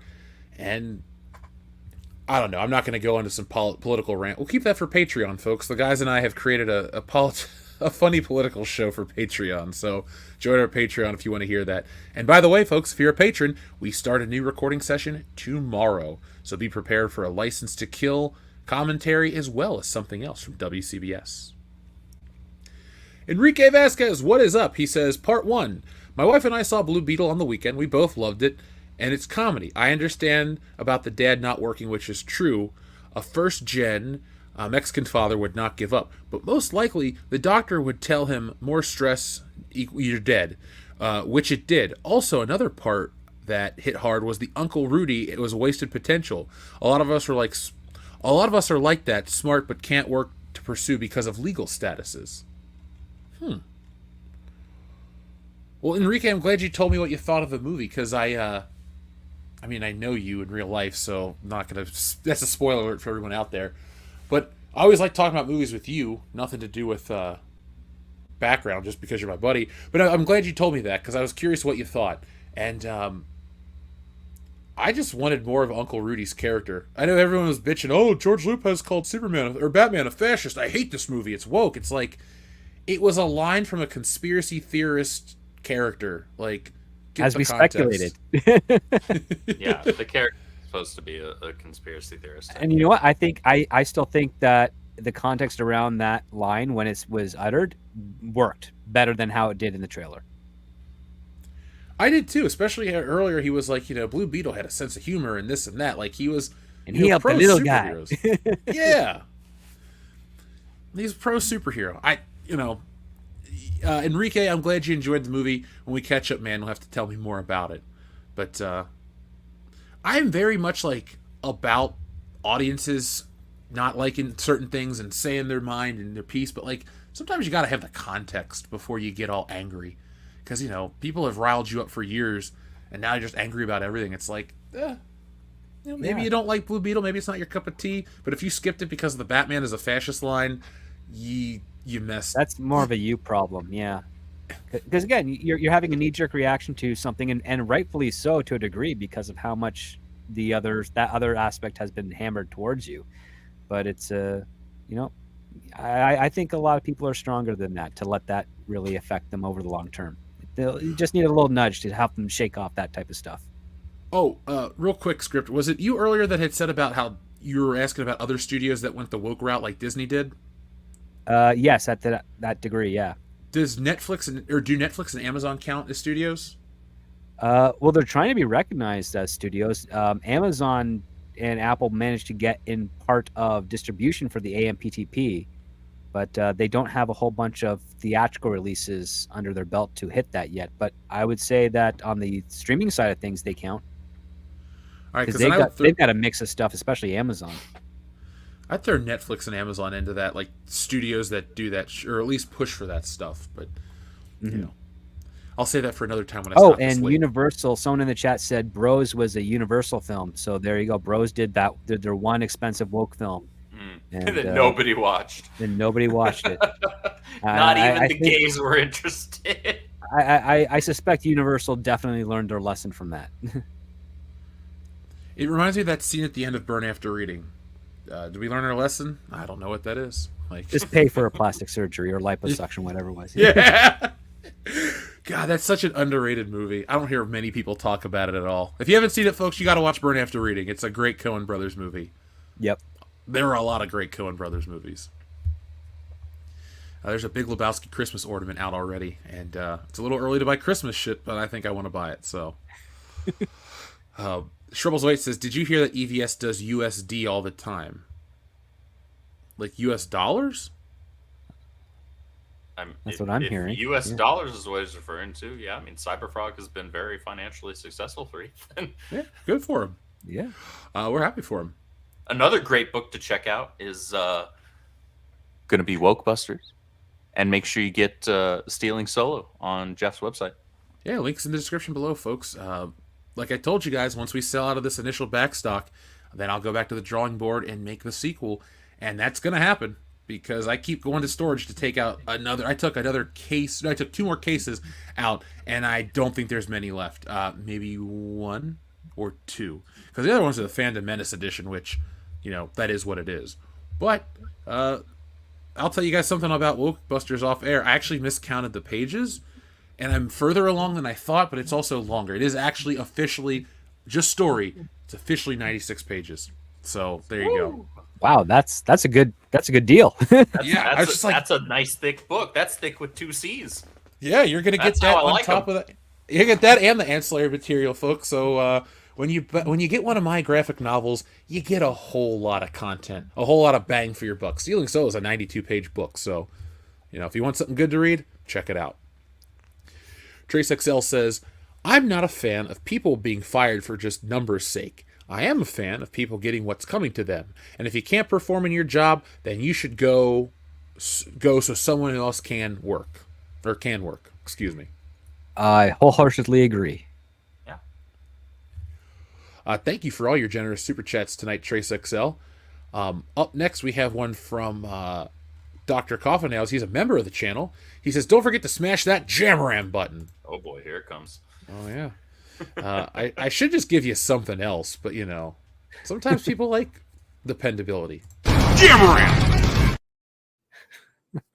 Kathleen Kennedy's magnum opus, my ass, man. Oh, she is boy. going to die on the hill of the acolyte. Oh. I wish her the best in all her future endeavors, but go away, lady. Trace XL, thank you very much again. He says, the limited time frame for filming and whatnot is precisely why you hire a lore keeper that has the knowledge that you want. A writer that can translate, a director that can bring it out. Let them cook. Excuse me. Well, you know what? It's finding the right combination of that is a secret sauce that it rarely occurs. But when it does, you'll probably get a pretty good product. But again, so I mentioned earlier, I have met more lore keepers that have said no more time than a Hollywood exec, and I get it. They're trying to protect their brand, but at the same time, when you bring in comparisons of things that they do like that does break their lore, it kind of puts them in a tough bind to say, oh yeah, I guess that is what you're kind of doing. I mean, I don't agree that. Yeah, I don't agree that the Joker should have been the killer of Batman's parents in that Batman movie, but for the sake of that movie, it works for that story. And a lot of people really enjoyed that film. Are you psychic? Because I was literally about to say I didn't know Joe Chill killed Batman's parents as a child. I always thought it was just Jack Napier. I didn't read the comics as a kid. We're just in sync tonight, Jeff, and there's nothing wrong with that. I dig it, man. Not that there's anything wrong with that. Not at all. I saw that episode of Seinfeld. It was a good one. I appreciate that. Jack White says, Jeff, it sounds like you're tired of mid to bad adaptations. There are good adaptations like Reacher, Bosch, and The Terminal List. Oh, yes. I keep hearing Terminal List is good. I need to see it. I keep meaning to. The amount of shit that I want to watch but have the time to watch is... Script. No. I'm with you about Jack being on point tonight. Thank you, Jack White, for everything you sent in. We always appreciate everybody hanging out with us. These are the audience members that help us keep the lights on here at WCBS as we grow towards 200K. So, folks, check out all of our videos, share them, and follow us on Twitter, Instagram, Facebook, and more. We're everywhere you want us to be. And we're on Rumble, so check us out there, too. There's a new exclusive video on Rumble that I won't release here on YouTube. Xavier to God says, my first introduction to Blue Beetle was in 2008's Batman the Brave and the Bold, and I like the character from his cool design, and he's not annoying. Yeah. Also, good adaptation of him in season 2 of Young Justice. Could Greg Weisman do a bad anything? Well, he struggled with season 3 of Young Justice and season 4. Season 3 struggled with the fact that the woke agenda was kind of infiltrating in the show, and he found the best way he could to reconcile it in a way that didn't feel ham-fisted and preachy. It still wasn't that great. And then in season 4, his budget was slashed, so he had to. He's all over the place with it, but yeah. Was Those it true first- that show was canceled because too many girls were watching it and not enough boys were buying toys? No, it was canceled just because Mattel pulled out of their toy deal. Oh, okay. And then, but the thing is, Warner Brothers really, really liked the response to the show. So when they were doing their DCU online app for all their DC content, they renewed for a 3rd season and a 4th season, which then went over to Max. And it is still up in the air if a 5th season is going to be written or not. And the thing is, like the direction and the way that they ended off season 4 seemed like they were getting back on track to like the quality of seasons 1 and 2. But again, they had to do it on a really tight budget because a lot of the animation is it's very cheap animation in the sense that it's a still frame, and the only thing that's being animated is the mouth and the eyes, and they're not doing much physical movement. And when they are, it's important, but most of it's just standing and talking and drama, because they couldn't afford to do the stuff that they were doing in those first 2 seasons. But with any luck, after the writer's strike, and if they want to get some more content for Max, a 5th season of Young Justice with the proper budget would probably be really great for a lot of DC fans. I know this will never happen, but like in some alternate multiverse, we're getting another season of the Spectacular Spider-Man. Yeah, gosh, man, I like that show a lot. Yeah, even the damn theme song was catchy. It wasn't my favorite, but it was catchy. Was. Jack White says the chapters for One Piece are 18, I want to say, to 24 pages. It's a lot of fucking... Wait, are you telling me that dude has written and drawn 24,000 pages of a comic? Yep. Whew. Dude, mangaka they're machines, man. they're on another level, man. It's wild. I mean, if I could work at that rate, I would. I just don't want my arm to fall off. None of us want your arm to fall off, Jeff.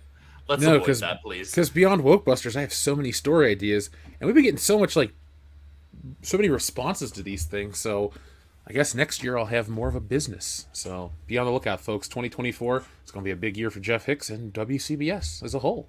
Cool. Jack White says it's called woke shell shock. That's why.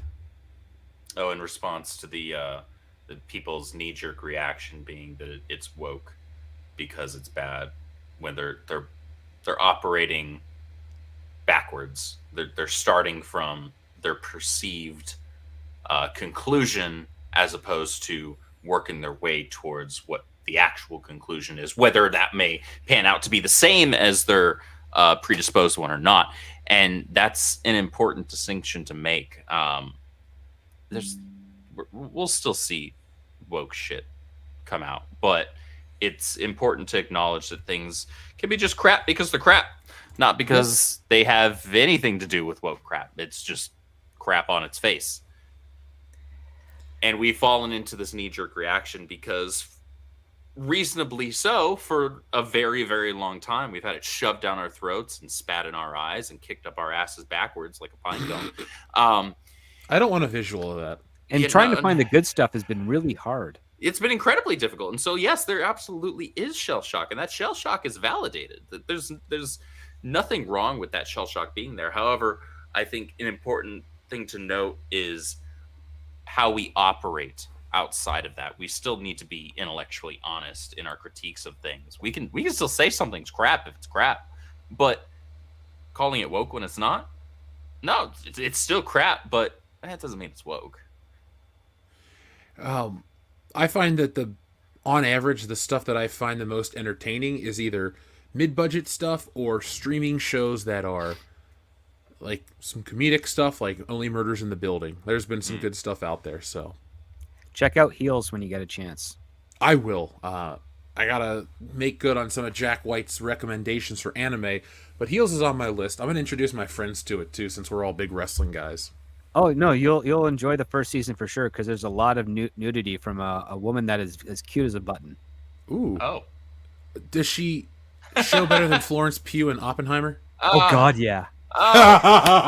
Dude, He went you- there. He you went have- there. You you- actually went there. He has ruined Florence Pugh for me every time. I mean, look, I so get it. The sorry. movie ruined it for me. No, don't apologize. But every time I see her, I think of what you had said to me about her scene in Oppenheimer, and I just laugh every time I see her. Well, I mean, listen, like My my soul girlfriend hurts. and our the lady friends, they really laid into her like at like Mean Girl level. It was like I was shocked. That is unkind.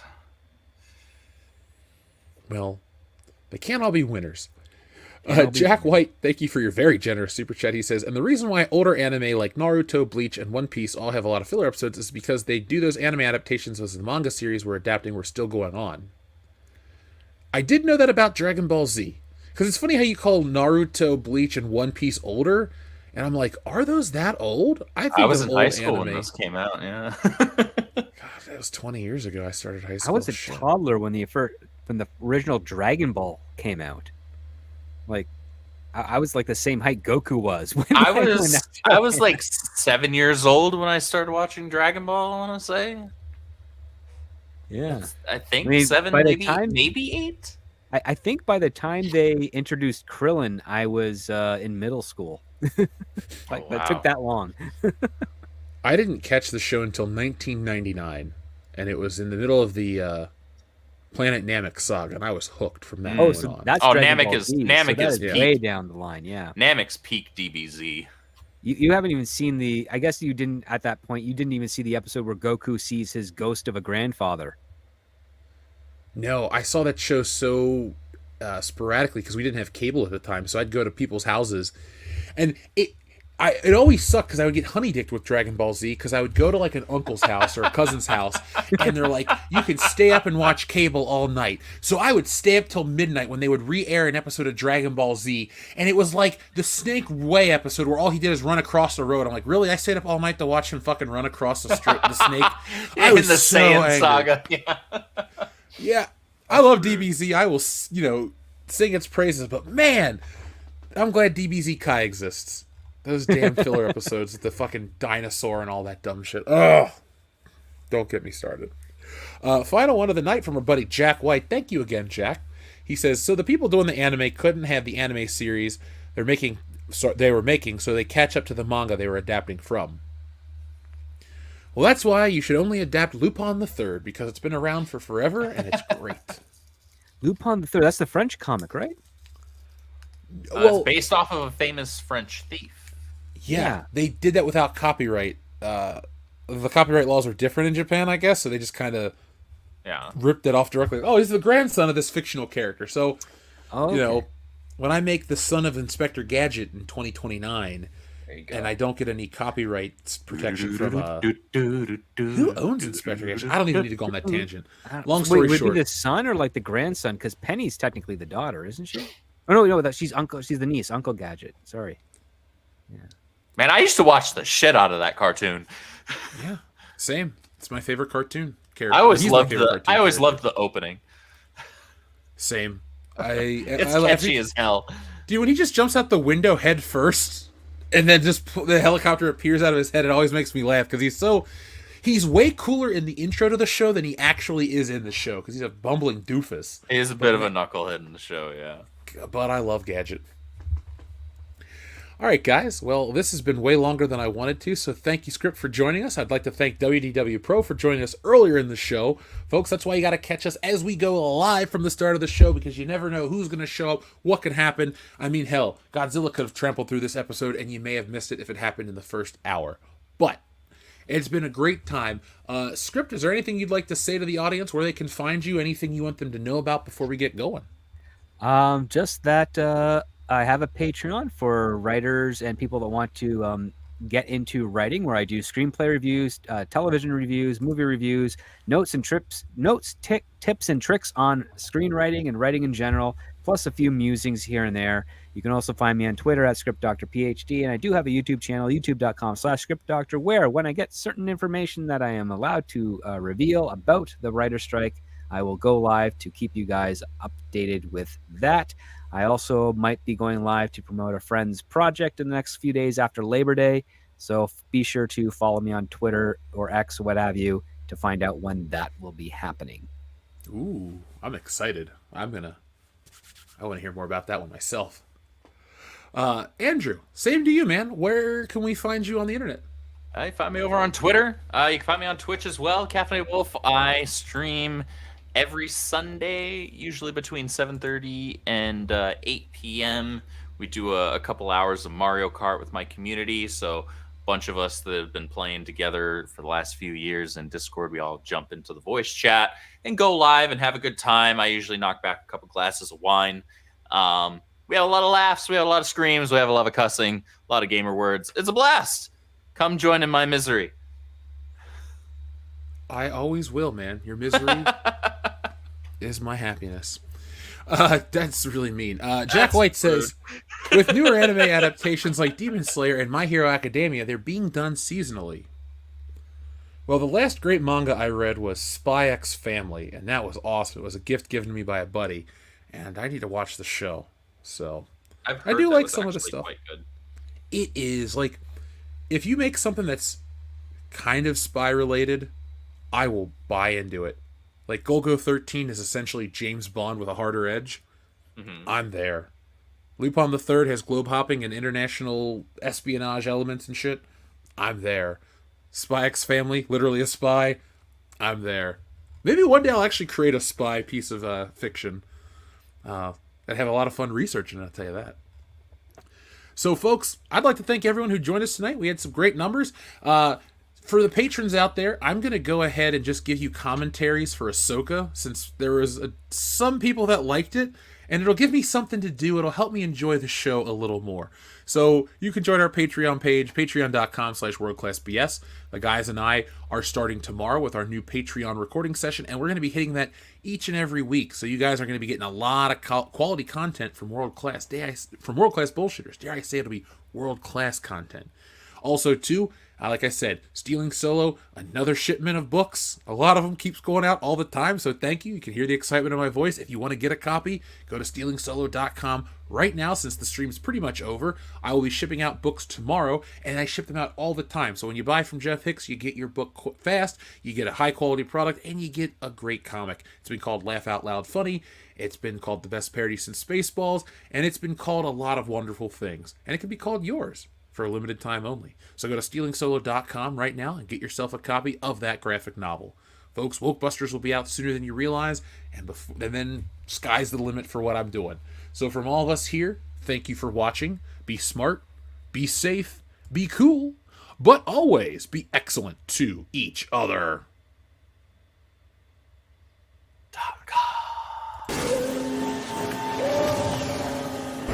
Keep on that one, I'll take these two.